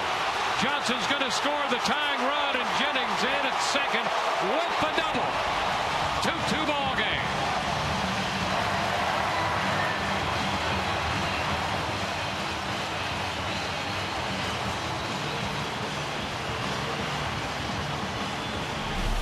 Now we talked about another chance by Desmond Jennings. He gets it. The ball's elevated. He gets on top of it. Machado, a great effort, but just off the tip of the glove, and then Kelly Johnson racing all the way around. Tie ball game. But Johnson drew the walk, and Jennings had a great at bat. Now he's at second. Bold puts down a bunt. Hamill's going to have to go to first, and over to third goes Jennings. And why not? Why not? You take a bunt there, maybe a bunt for a base hit. Worst case scenario, you move Desmond Jennings over to third, and you've got Ben Zobrist, Evan Longoria coming up. Now, what kind of pitchers are they going to see?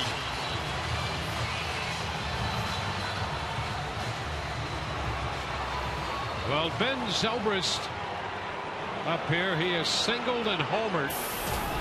The Orioles pull the infield up in this tie game, 2-2 in the 6th. Fly ball center field. Jones back. He'll make the catch. This will get Jennings home, and the Rays take a 3-2 lead. Ben Zobrist with a sacrifice fly, and the Rays are out in front. That was Buck Showalter showing confidence in Jason Hamill and his ability. He had a 64.5% ground ball rate last year. Bring the infield in, you hope for that good sinker. That ball stayed up. Ben Zobrist did his job, and he gives the Rays the lead.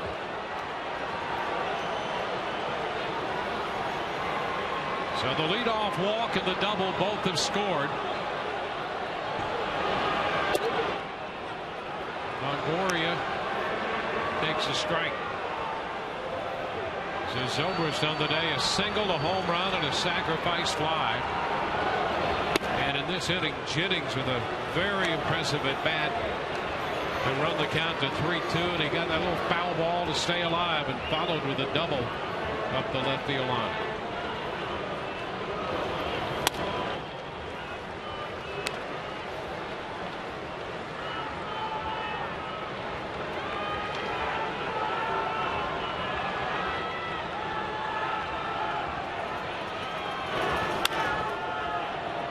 Still the ball, 2 strikes.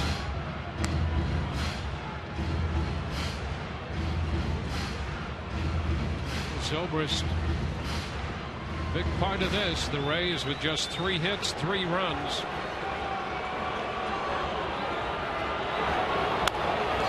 Longoria, a tapper right side, and it's unassisted, handled by Davis. But the Rays, who are finished in the 6th inning, take the lead. The double by Jennings, trying to chasing home Johnson, and a sacrifice fly from Ben Zobrist, giving the Rays a 3-2 lead.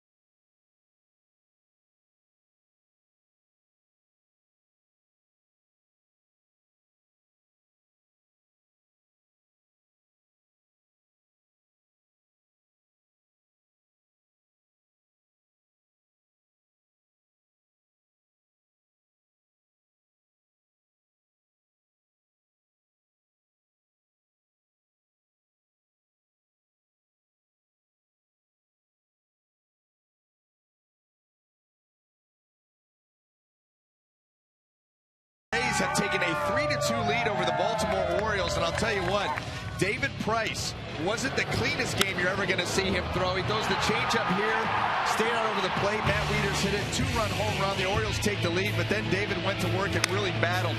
Here, getting a big double play, bases loaded, 1 out. Chris Davis, well, chopper to Yunel Escobar for the unassisted, and then he went to work, fastball in, moved the ball around, made pitches when he needed to, kept his offense in the game, and they have rewarded him by taking the lead as his day comes to an end. So David Price, who was slated to make 100 pitches, made 100 pitches. And a great job of holding Baltimore after that 2-run first. Turn it over to Jake McGee. You see his numbers from last year. ERA 1.95. How about the 73 strikeouts and 55 in the 3rd innings? Strong arm left-hander, big fastball, and it will jump on a hitter in a hurry. Steve Pearce leads off against him. The first pitch is that fastball right out of the chute at 96. And it's easy gas. He's pretty simple with his mechanics. The ball just jumps out of his hand. Very deceiving. Doesn't look like there's a whole lot of effort being put in. It's pretty close right there. 97, 1-1. And so, as we discussed earlier, these two teams last year, superb bullpens. 1-run game as we enter the late stages of this one. And the Rays make the move to the pin.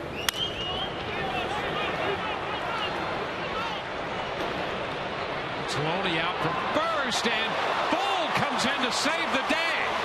Sam Fuld in with a sliding catch. Loney backing out there. Appeared to be in position to make the catch, and suddenly here comes Sam. Yeah, and a great play by Sam Fuld. It looked like James Loney's. He's drifting back. He's going to make this catch, and then Sam Fuld out of nowhere. I mean, he almost took that ball almost went right down the back of Loney's jersey. I'll tell you, tremendous concentration by Fuld going down in traffic. Now you know, as an infielder, you go out till you're called off. Yeah. I guess he heard Fuld calling him off, and Sam made the sliding catch. That's not how you would draw it up in the drills, but I'm going to tell you something right now. He would be my punt returner. Roberts with the strike. Fastball. Wow. Catch a ball in traffic like that, moving as far as he had to come. It wasn't too far off the infield dirt. Yeah, heart palpitations and all.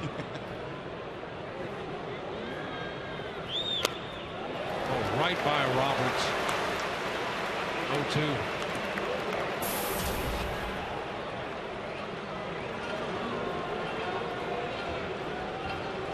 So 6 innings for Price. He's the pitcher of record, leading 3-2.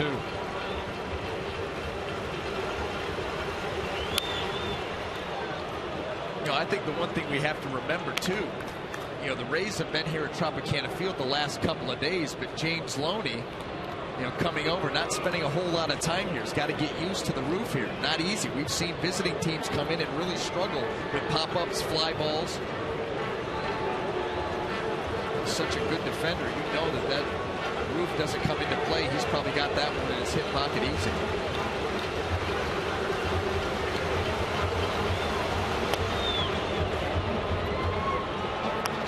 2 strikes. No problem for Sam. I was going to say, he'll catch a ball anywhere at any time in any weather conditions.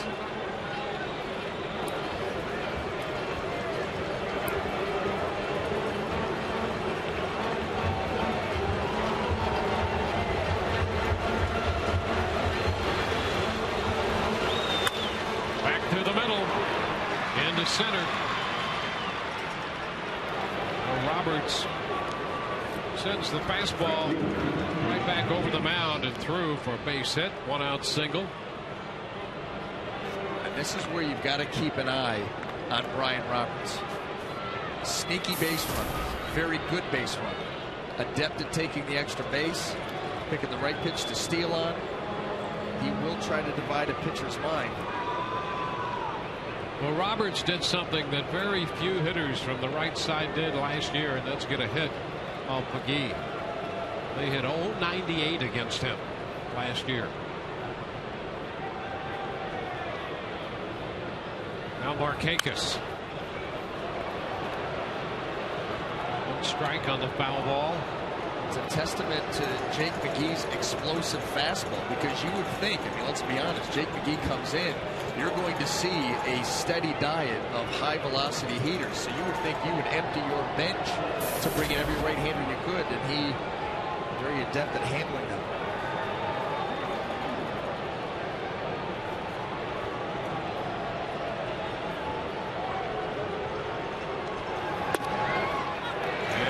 He's ahead of Markakis. What are you going to do with that?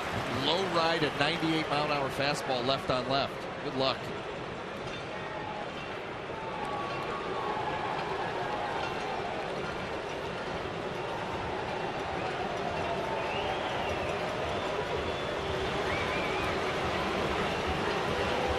Orioles have had runners on him every inning except the fifth.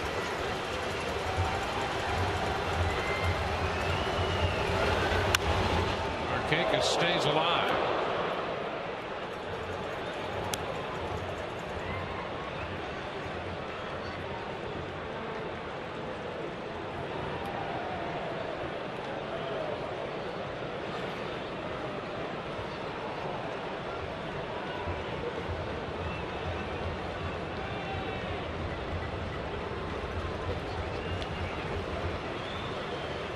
One out with Roberts aboard.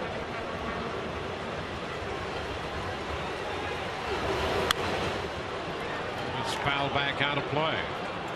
You get down 0-2 to McGee, you're just trying to survive in the batter's box. Well, this is the case in point at bat. Markakis giving himself a little bit more room at the end of that bat, trying to put the ball in play.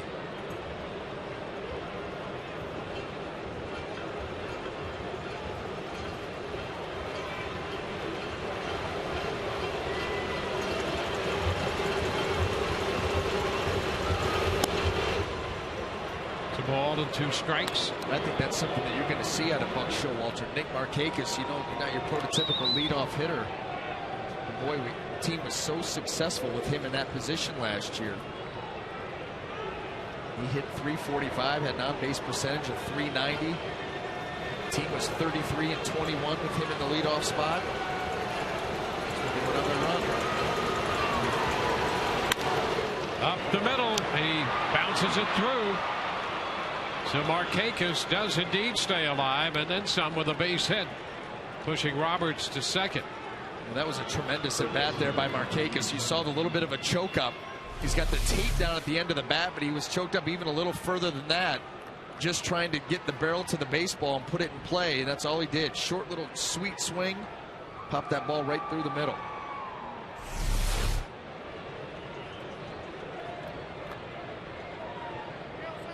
So with 2 on, 1 out, Manny Machado 1 for 3 today. A couple of at-bats last year against McGee, resulting in 2 strikeouts.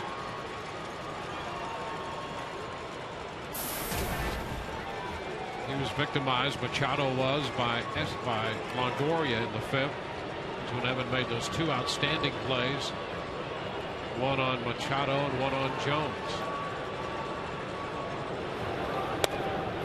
And a strike. Action in the Rays bullpen. It's Peralta just starting to throw. Joel Peralta.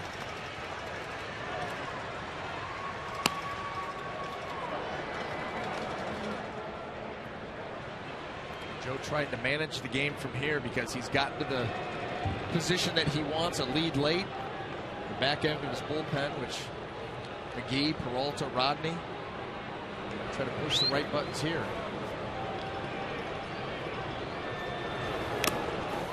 Good cut and a miss. That almost looked like a BP fastball. Not really sure what that pitch was. He's trying to come in. Only 92 miles an hour. That ball leaks out over the plate. Machado takes a huge hack, but really came unglued mechanically and pulled right off that pitch. Puts Jake here in a good position, 0-2.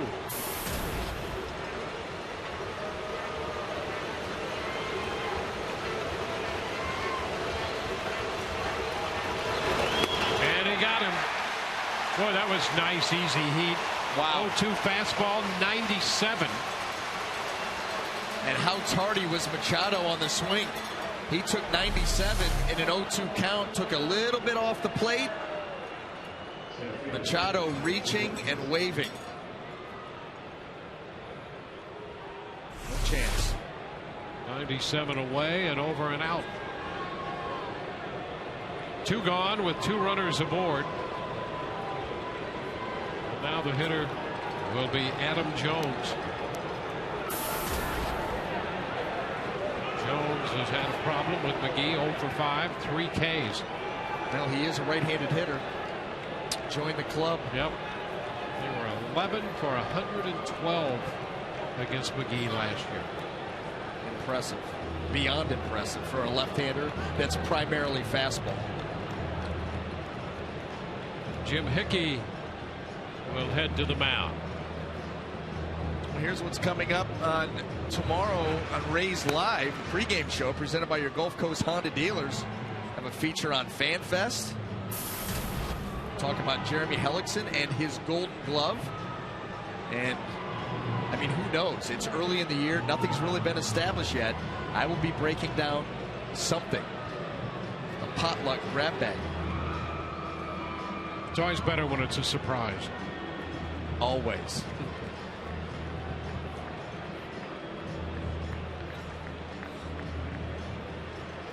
Hickey heads back into the dugout where Joe Madden stands alongside Davey Martinez.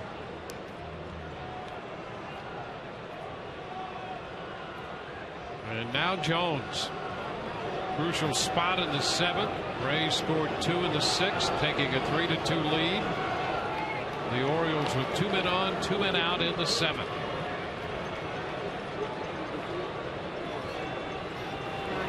And a foul ball that catches Molina again. And it caught him good. That was right off the chin, wobbled him. Here's the sound of the game for you.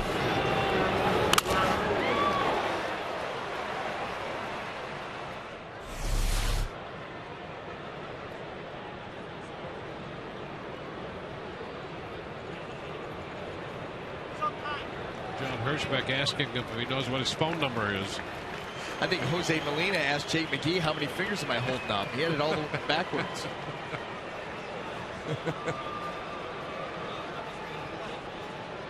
It's the second time today that Molina's taken a pretty good shot behind the plate.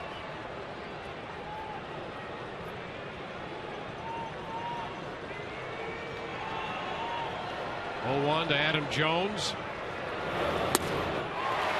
98.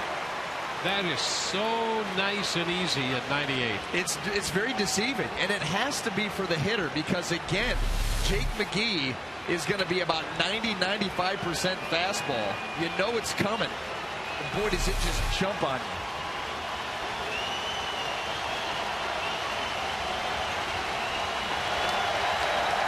Jake McGee, how high is Adam Jones willing to go?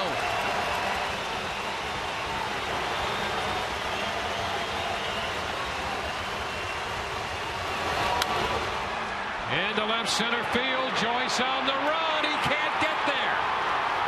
Tying run scores. Markakis heads to the plate. He's going to beat the throw. It's a double. An 0-2 double for Adam Jones. And now it's 4-3 Baltimore. Well, I think what Jake McGee was trying to do right there is climb the ladder. Adam Jones had swung through the previous fastball right at the top of the strike zone. And this one does not quite get there. Not as high as he would have liked it, and Adam Jones jumps all over it.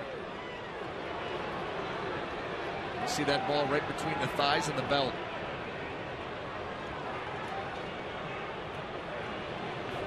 So the Orioles answer with 2 in the 7th. Matt Wieters will be intentionally walked.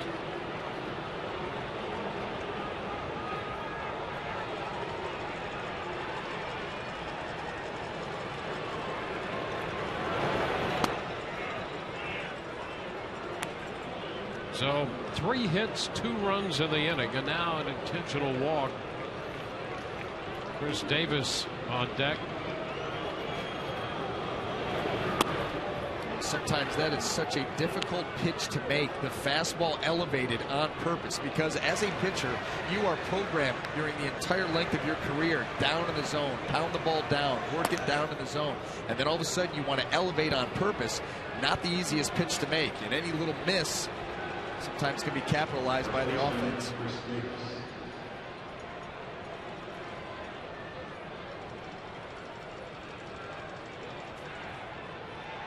Now Chris Davis and McGee.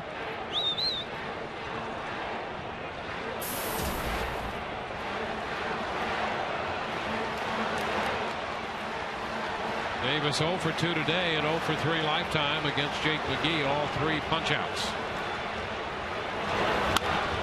And a high shot back into right. Bull looking up, and it's gone. Davis on the first pitch unloads a 3-run home run. And suddenly the Orioles have a very big inning. The 3-run home run makes it 7-3 Baltimore.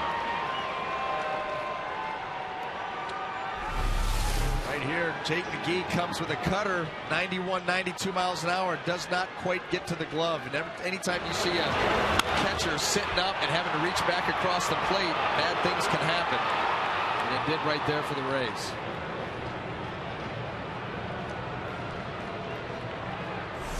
And Joe Madden makes that walk to the mound. Davis, who was the big home run guy last year for Baltimore, hits a big one here in the 7th inning. Time now for our Metro PCS call to the bullpen.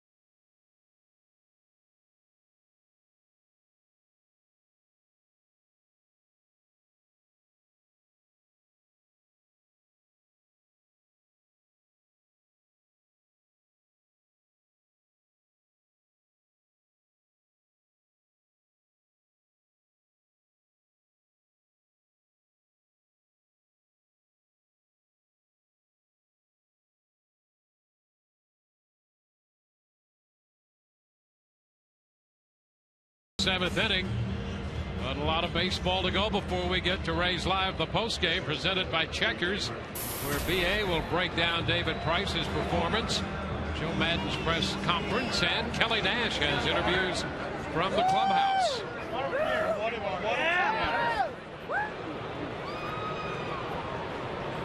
J.J. Hardy to face Jamie Wright. And the first pitch from the veteran right-hander is a strike. Fastball in around 90.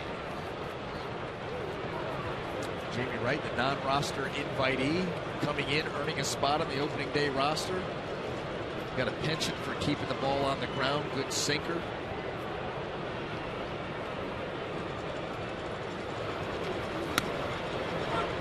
And a couple strikes here to the Baltimore shortstop. Last year, 66 appearances. 67 2/3 innings, 54 strikeouts, tons of ground balls. And there's a ground ball to third. Evans' throw is in time, and that retires J.J. Hardy and Baltimore. But the Orioles score 5. A double by Jones driving in 2. And then Chris Davis unloaded the 3-run home run.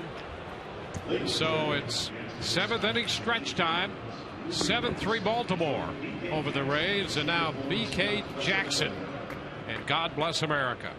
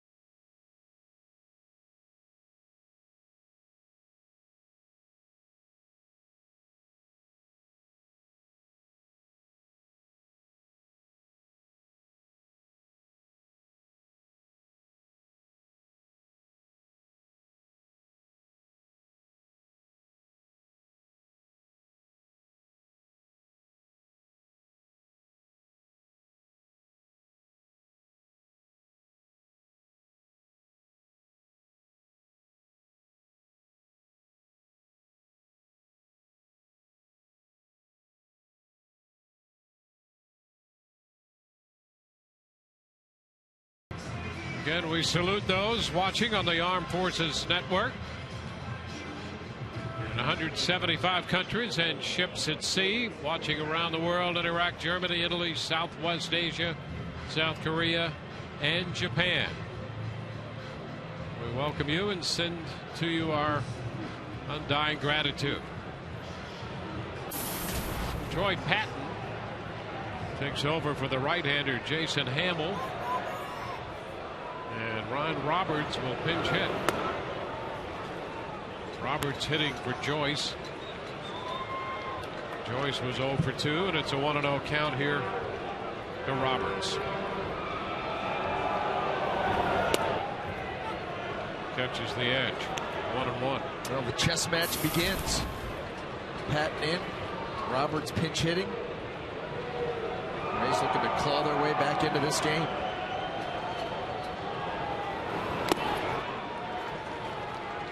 Two. That's something you'll see an awful lot of from Ryan Roberts early in the count until he gets to 2 strikes.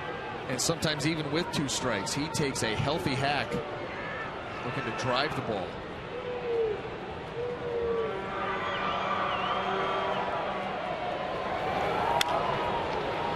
Flares it up the right side, foul in the direction of the bullpen.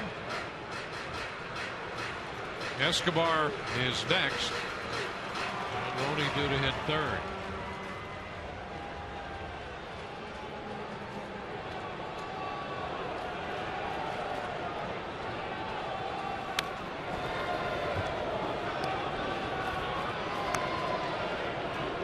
6 innings for Hamill. He gave up 3 runs, 3 hits. Struck out a couple, walked 1. Zobrist got him for a home run. And now he leaves in favor of the lefty.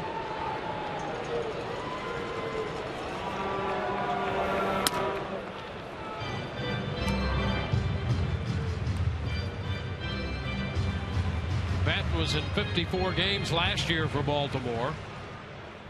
Out of their bullpen all with an earned run average of 243. A broken bat looper, and there's a base hit. Leadoff single, pinch hit, base hit for Ryan Roberts. You know, that's what the Rays need. Base runners. You're down 4. You're not going to be able to get it all in one swing.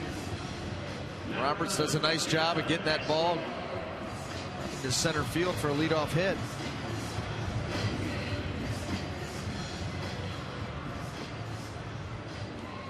Now Yunel Escobar.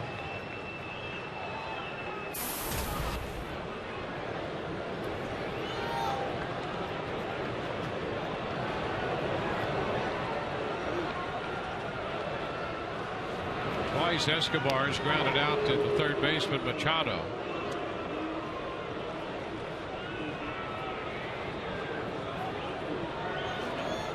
Shelley Duncan has moved out to the on-deck circle.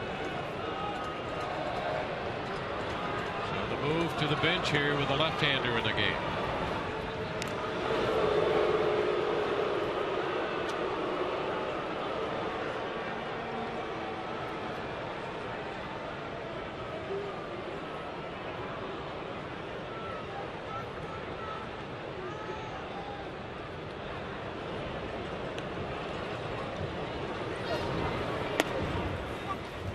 And a strike to Escobar. Darren O'Day been tough on right-handed hitters. Actually, he's been tough on both righties and lefties. You can see how he might be tough against right-handers with that delivery. Popped up short right center, carrying out to the center fielder Jones. That's the first out. Shelley Duncan, who was ticketed for Durham, but when the Rays disabled Luke Scott, that opened a spot with some shuffling to get Duncan on the 40-man. Duncan now with the Rays and pinch hitting here against the lefty Patton. Well, that was the question. How long did you figure that Luke Scott would need? Who were you going to make the move for? When they decided to go with Shelley Duncan, they did it with the idea that in these kind of situations, he gives you that threat of pop off the bench from the right side, can hit home runs, gap power. It's an extra weapon for Joe Madden, using exactly these types of situations.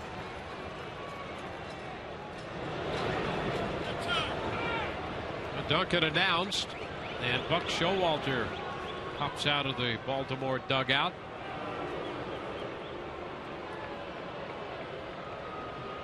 Both these managers, Madden and Showalter, play all the angles. And if there's a percentage advantage to be gotten, they'll figure it out. Now, we talked about it. Having been around Joe Madden, having had the opportunity to play for Buck Showalter, they leave no stone unturned. They are two of the most prepared managers you will ever see coming into a series and into a game. And here's the late call. Call to the bullpen.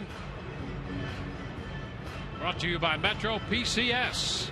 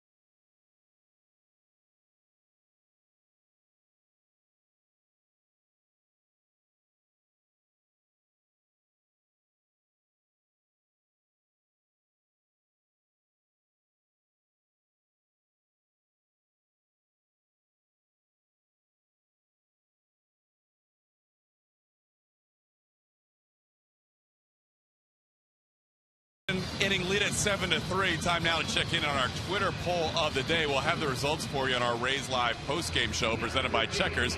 And basically, it is this. Where do you think the Rays are going to end up in 2013? Hashtag TB1 if you think they're going to win the division. Hashtag TB2, a wild card team. Hashtag TB3, over 500 but missed the playoffs. Hashtag TB4 for under 500. Tweet your votes to @SunSportsRays, guys. All right, Todd, thank you. Darren O'Day on the hill. And Shelley Duncan hits in the place of James Loney. And O'Day, a big part of the Orioles' success out of their bullpen a year ago. You see he's in 69 games. And opponents, both lefties and righties, were just around that 200 mark against him. Comes from down under, fastball slider. Pop fly short right for Markakis. It's the second out.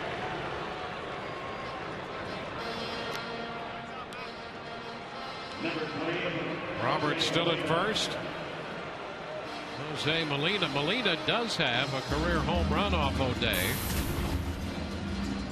0 for 2 in this game with a ground out to short. Pop to second.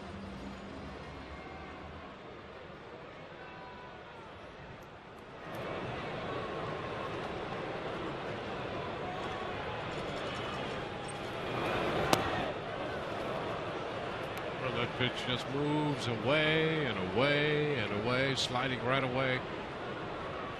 Well off the end of the bat. You figure from a right-handed hitter, first of all, the pitch looks like it's coming out of his hand behind you. And then when it's that sweeping breaking ball, boy, it covers a lot of ground, tracking away. And again out there. Good luck. So hard to judge. Yeah, I mean, how far is it going to go? Where you see it out of the hand, like I said, behind you, and it just starts to sweep.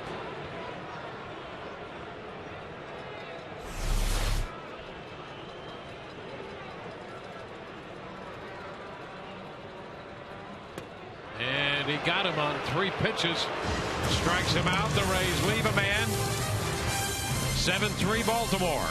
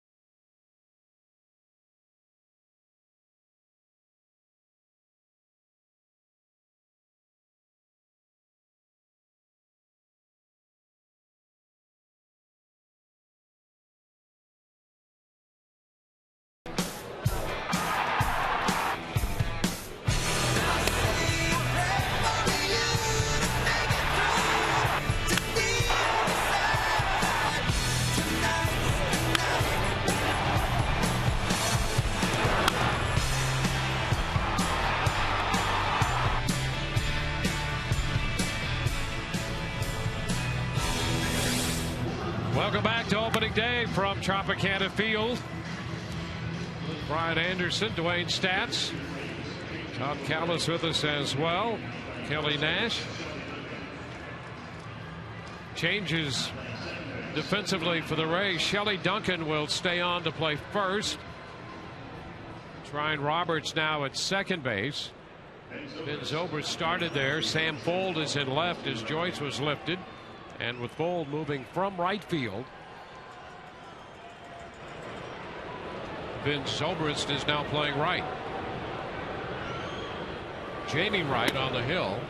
And the first pitch to Nolan Reimold is a ball inside, 1-0. There's Ben out there at right field.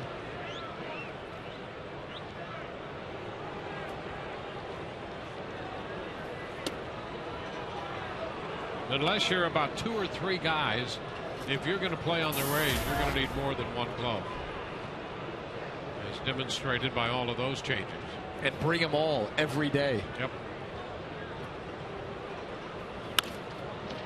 Liner into left, falling in front of Sanfold.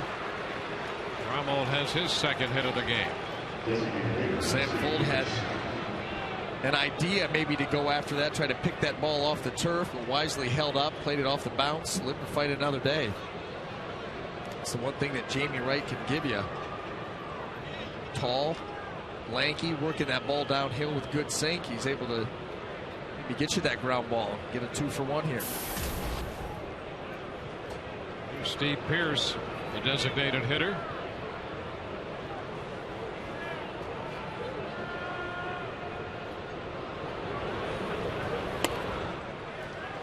Strike one.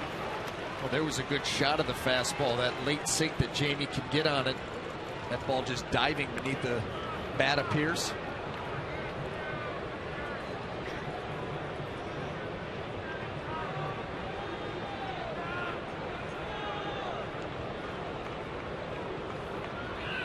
Runner takes off. The ball lifted into deep right center. Slicing. Jennings on the run. He got it. Desmond Jennings runs it down on the track. Reimold heads back to first. That had some severe slice toward right center. Well, Pearce, a strong guy. You got slice, you got carry, and then the ground that Desmond covers. Head never left that ball, continued to track it right into the glove. And that quietly is an outstanding play by a center fielder, and we're going to see a lot of those from Jennings. He may not make spectacular plays because he gets a good jump and runs a great route. They don't have to be spectacular. He's just that good.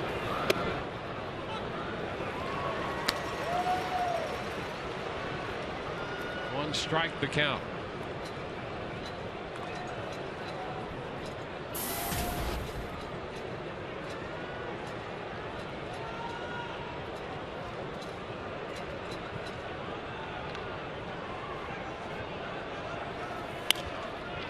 Looper towards center. Here comes Jennings. That's going to drop for a base hit. Reimold advances to second. Well, Brian Roberts once again just a pest. Didn't hit that ball hard, but he's able to drop it into center field, keep this inning going for the Orioles. Yeah, Longoria had made a very good play on him in the fourth. He could be 3 for 4 today.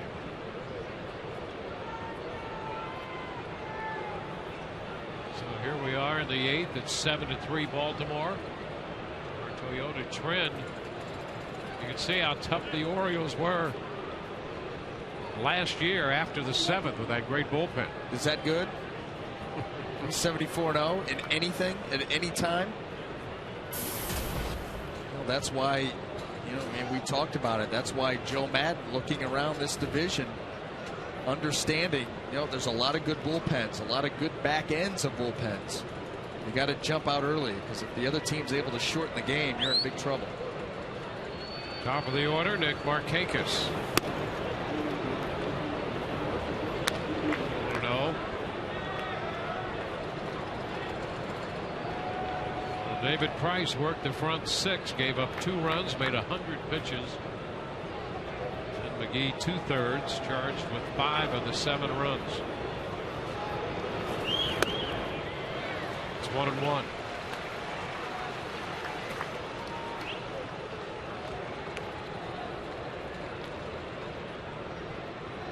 Cesar Ramos busy in the bullpen.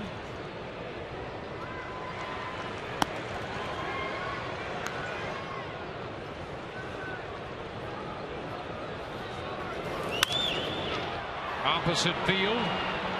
Bold is there to make the catch, and the runners retreat to their respective bases.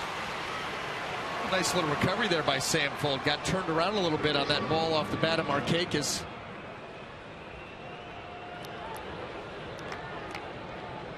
You start to see an outfielder go after a ball like that, those base runners get a little antsy, maybe looking to take that extra bag.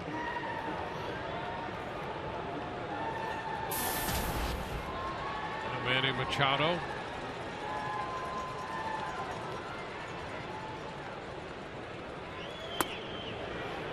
Breaking ball that stayed in. 1-0.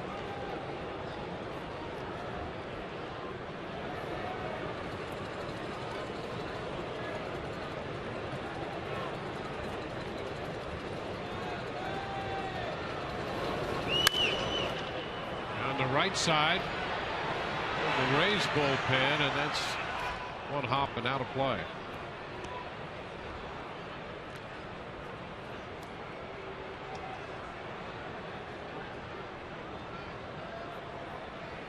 Rays with a couple shots left. They're trying to hold the Orioles here in the 8th inning.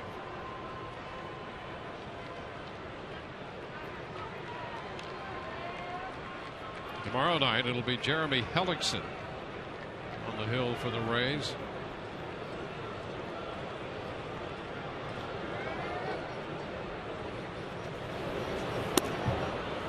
Two balls and a strike.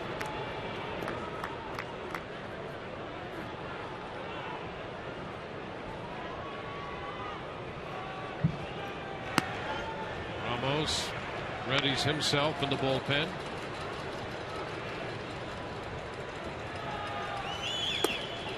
Big cut. 2-2. Add and subtract. Jamie Wright there with the curveball in the mid-70s. Machado way over the top and out in front.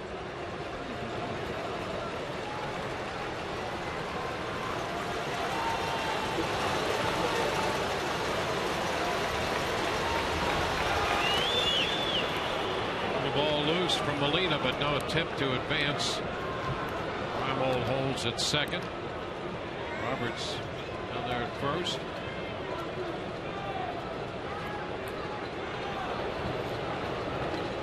Jamie Wright started his career back in '93 in the Rockies organization. Got to the big leagues in '96 with the Rockies.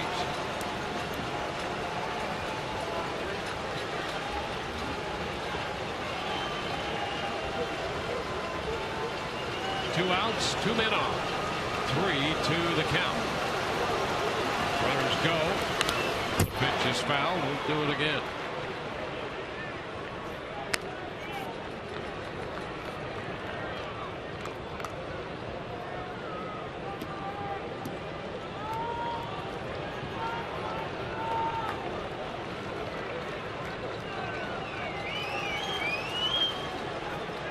Machado is 20 years old. He'll be 21 in the middle of the summer. Wright was 21 when he broke in with the Rockies. 3-2 again. Skipping away from Molina. It's going to load the bases, and Wright down to cover the plate just in case. The bases are going to be loaded on ball 4.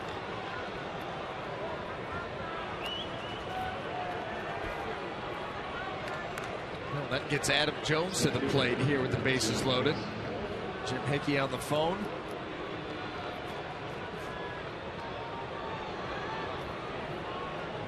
And Jones, some pretty good numbers in his matchups with Wright. 3 out of 9 with a home run.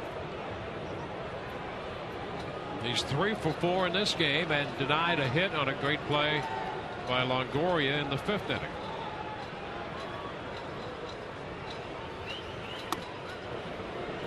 Breaking ball misses.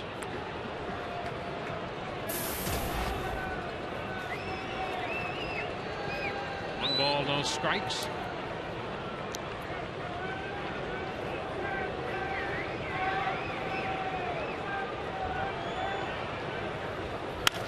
Liner into left, and it's caught by Sam Fold, who comes charging in to make a sliding grab. The Orioles leave him loaded.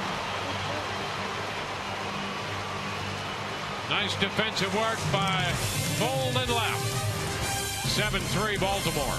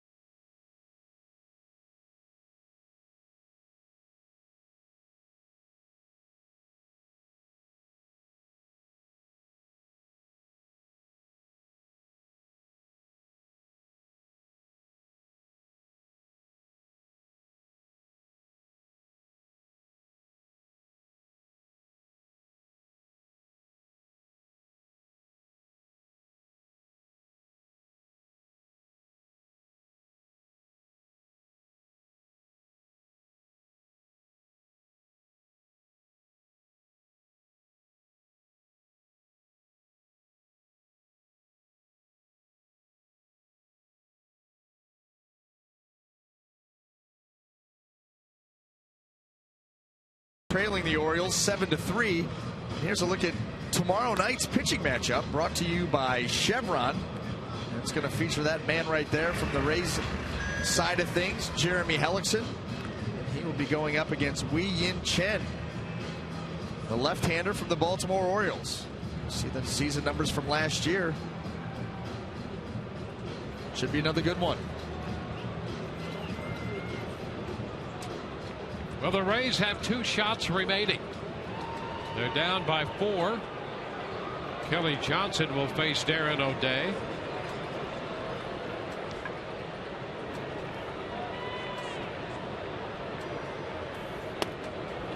The first pitch is a strike around the knees. Jennings next, and then Poole.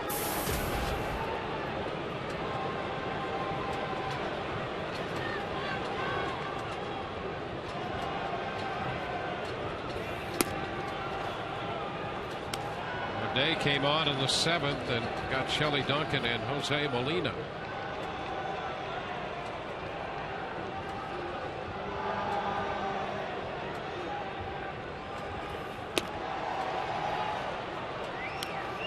It's 1-2. Big shift on again for Kelly Johnson.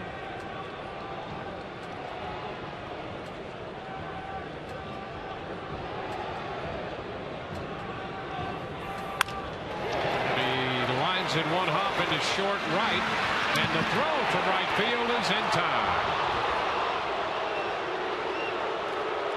So out of the shift, Machado throws out Kelly Johnson.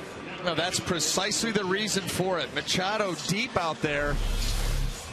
This ball rocketed by Kelly Johnson, but you see, ranging to his right, one hop, got a step. Now you got to put something on the throw, because it's a long throw, and Kelly Johnson hustling down the line, but not able to get there.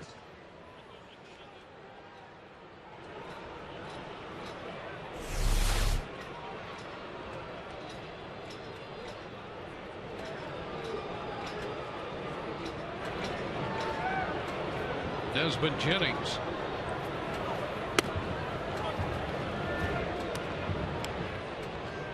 Strike the count to Desmond, who doubled in a run and scored in the 6th.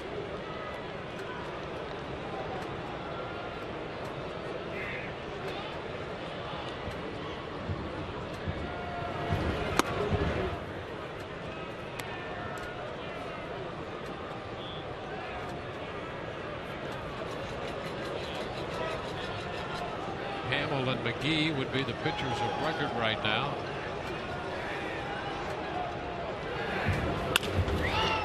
Desmond lines one off the glove of Hardy and has himself a base hit.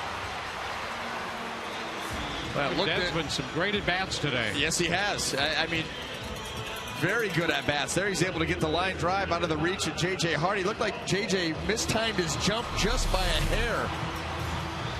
Desmond trying to pull the hands in close to the body. There goes Hardy, and just off the thumb.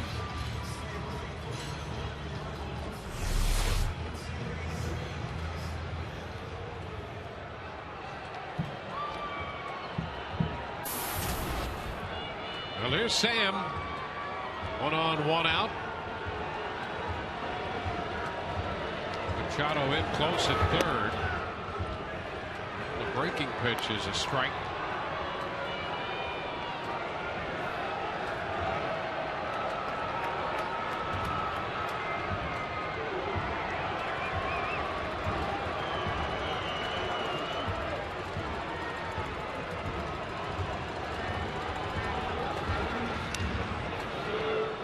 The 1-2 punch late for Baltimore. Strop and Johnson. They shut down the games in the 8th and 9th innings last year.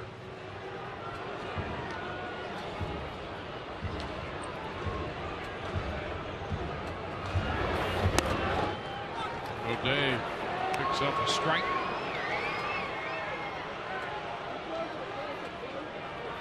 Strop up in the bullpen right now. It seems to have that successful back end of the bullpen. It's like a three-pronged attack. You got your two setup guys for different situations. Sometimes it's a righty-lefty thing, like with the Rays, Peralta and McGee. With the Orioles, you've got O'Day, coming from down under, Strop, the power guy, before you turn it over to the closer. That makes it extremely difficult because they could share outs in the 8th inning to get it to the closer. They could each take an inning themselves and close out 7, 8, 9. That's what you talk about when you talk about shortening the game.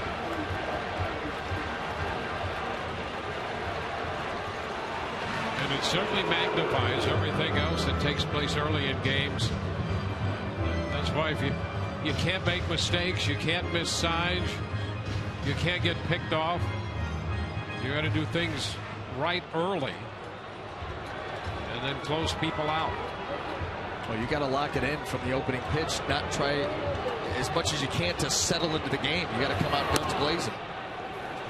And you're right, every little thing will come up as far as some of the instances that you just described, getting picked off, making smart plays. Everything becomes magnified.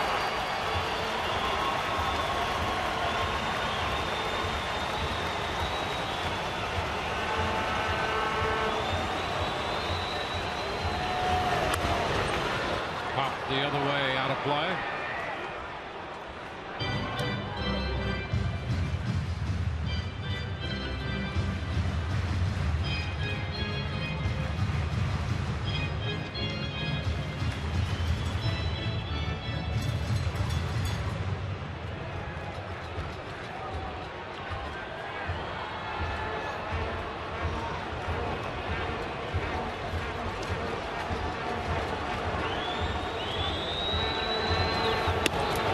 Pitch wide, the runner going, and the throw goes into center field. Desmond's going to go to third. He'll have a steal. Not error on the throw. The count is full to Sam Fuld. Well, the Rays trying to get something going, specifically Desmond Jennings. He is off to the races. Wieters knows he has to hurry. Hurries the throw. Wasn't accurate. It skipped out into center field, and Jennings able to get to third base.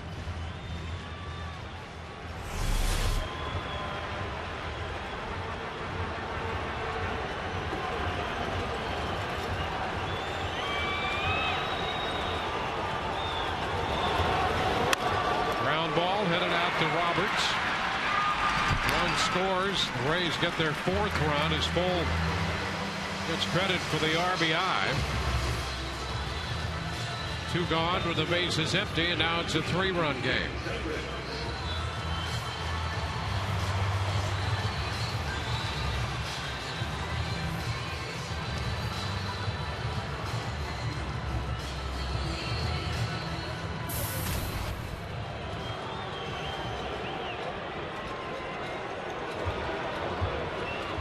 with a single home run and a sacrifice fly.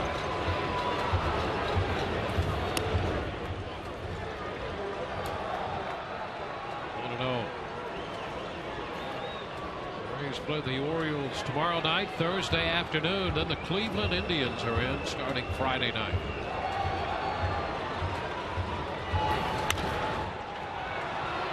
Popper into shallow right field. Markakis. And the Rays are finished in the 8th. They score once. 7-4 Baltimore.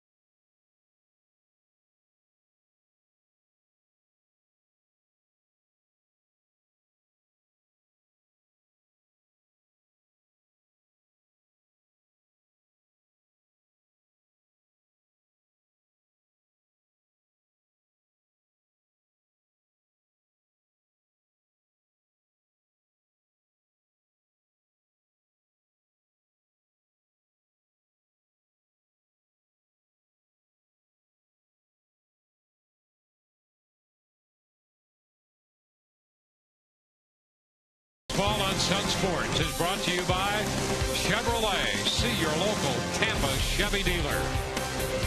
Just for Men Auto Stop is foolproof. Gray is over. And by Navy Federal Credit Union. 4 million members, 4 million stories. The story on this game, we go to the 9th inning. Baltimore with a 5-run 7th, leading 7-4. Cesar Ramos, pitcher number 4 for the Rays, to face Baltimore. See what he was able to do last season here with the Rays. Tell you what, Cesar Ramos really made some strides last year, as evidenced by those numbers and his ability to really command that arm side fastball. Pitch to Wieters is wide. The Rays feel that he's the guy who could give them an added dimension in the bullpen. A lefty who they would feel comfortable against lefties or righties, so they could spot him in those situations, or they could extend them and get some innings out of him. That's exactly. I was going to say that, Dwayne. You can feel comfortable. He's, you know, a guy who can be stretched out, so he's got to be able to pitch against lefties and righties. And you're right, he gives them length, gives them innings.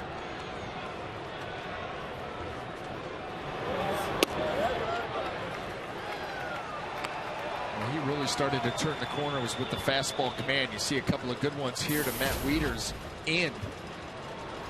I mean, he's one of the left-handers that really is able to drive that ball in on lefties also. Sometimes lefties shy away from that.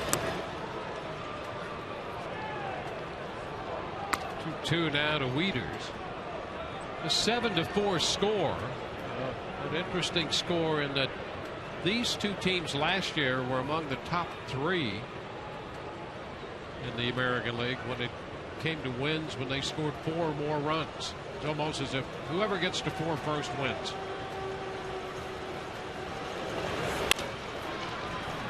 Another great stop at third, and Longoria throws him out again. Boy, Evan Longoria well on his way already to another Gold Glove, and he's made some outstanding plays today. Can you talk about a favorite in the Gold Glove race already? I mean, what he's done today. Another dive, knocks it down, but boy, so quick to find it with the Look at that. That ball rolls right up his forearm. Takes it right off his forehand, throws it. And then, you know what? Nice footwork by Shelly Duncan over there at first base, having to go behind the bag. Let this ball travel. You got the runner coming. Maintain your concentration. And finish it off. Pitch to Davis. Too low. You're right. Play on both corners of the infield there. That's at least 4 outstanding plays by Longoria today. And a short right, backhanded, and Roberts gets it back to first in time to get Davis. So 2 outs. Well, all Sundays throughout the season are Family Fun Days presented by the Tampa Bay Times. And on Sunday, April the 7th, kids 14 and under will receive an Evan Longoria wall cling presented by Matchup Promotions while supplies last.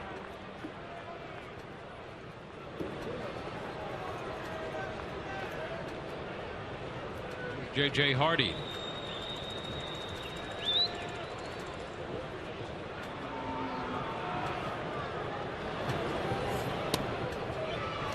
Strike call. Hardy's hit was a double in the 4th. Up the left field line.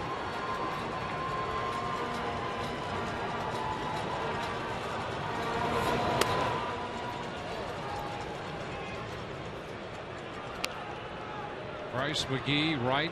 Now Ramos.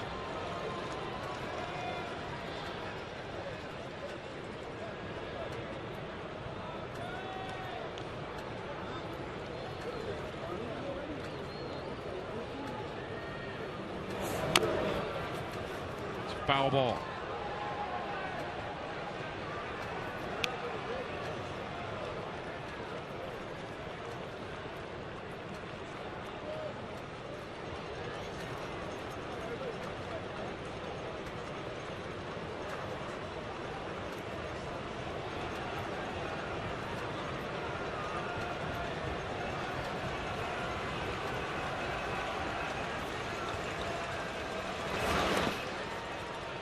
Two and two.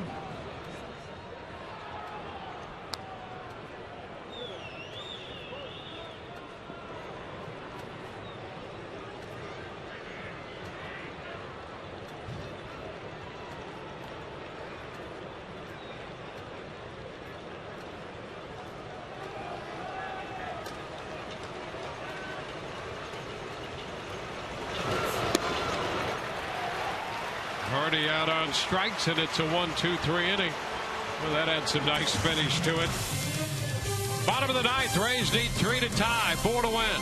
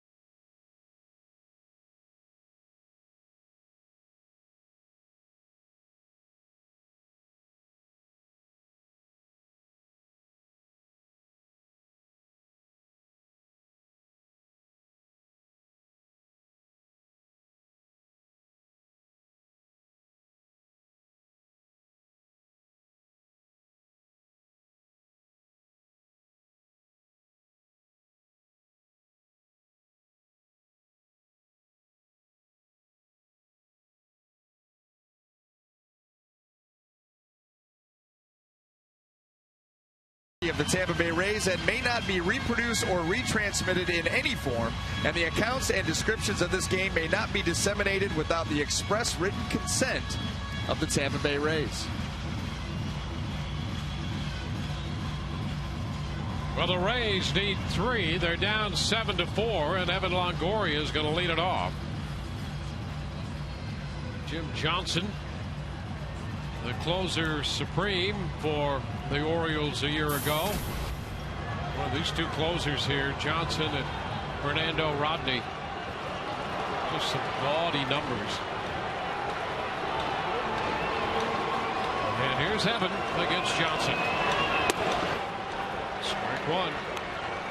Well, Jim Johnson, not the kind of closer that's going to come in and strike out a batter and a half an inning.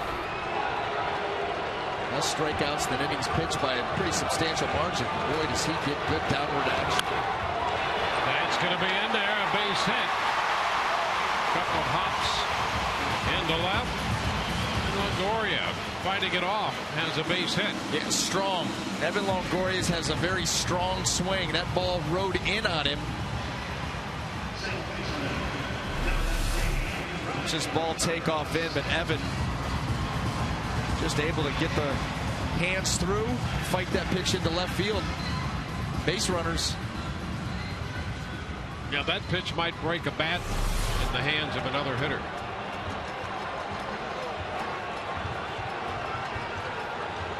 Ryan Roberts fouls it. Well, they're right there. That was the same pitch. That either breaks your bat or your foot. Yeah, I'm telling you.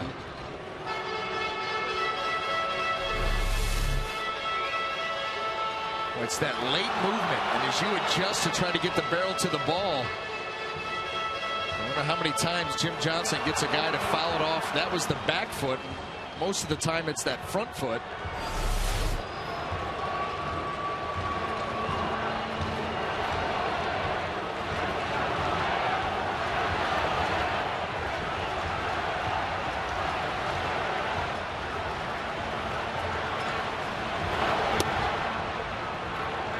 Strike two.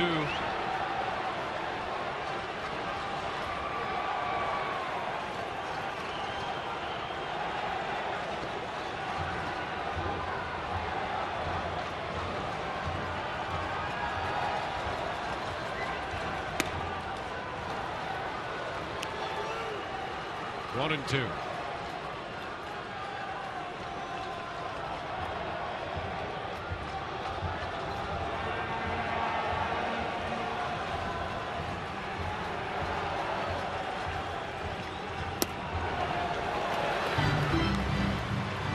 The Rays have one man on.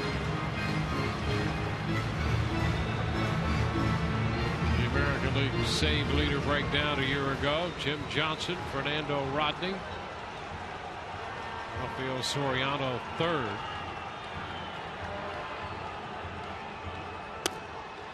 And a strike called at the knees. Well, some nifty pitching there by Johnson. Gets ahead 0-2, comes with a couple of sinkers down and in. Count evens up at 2 and then goes right back away, right at the bottom of the zone. Boy, tough pitch.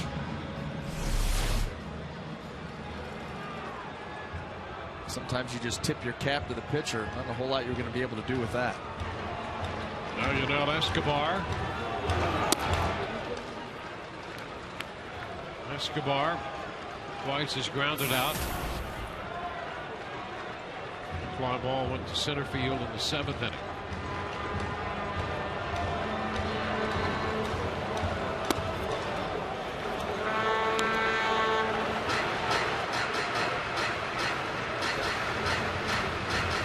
Campbell worked the front 6. Price worked the front 6 for the Rays. Pat in the 3rd of an inning, and Darren O'Day in an inning and 2/3 for Baltimore. Now Johnson.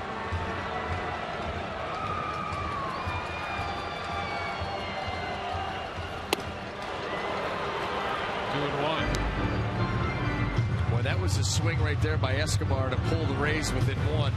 He was trying to leave a 2-0 count in his favor. Boy, he is really going after that pitch, but that late sink takes it right below the swing.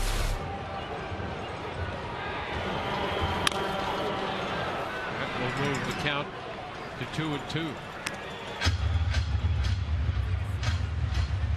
Yeah, that late sink is what makes Johnson so good. And he's coming from such a good angle, too. It's one thing to have a nice sinker, but when you're doing it from a tall, lanky frame and driving the ball downhill, that ball just disappears on you. That's why so many guys just pound it right into the ground, catch the top half of the baseball. Shot the corner there, and now it's a miss on that attempt. 3-2. Shirley Duncan on deck.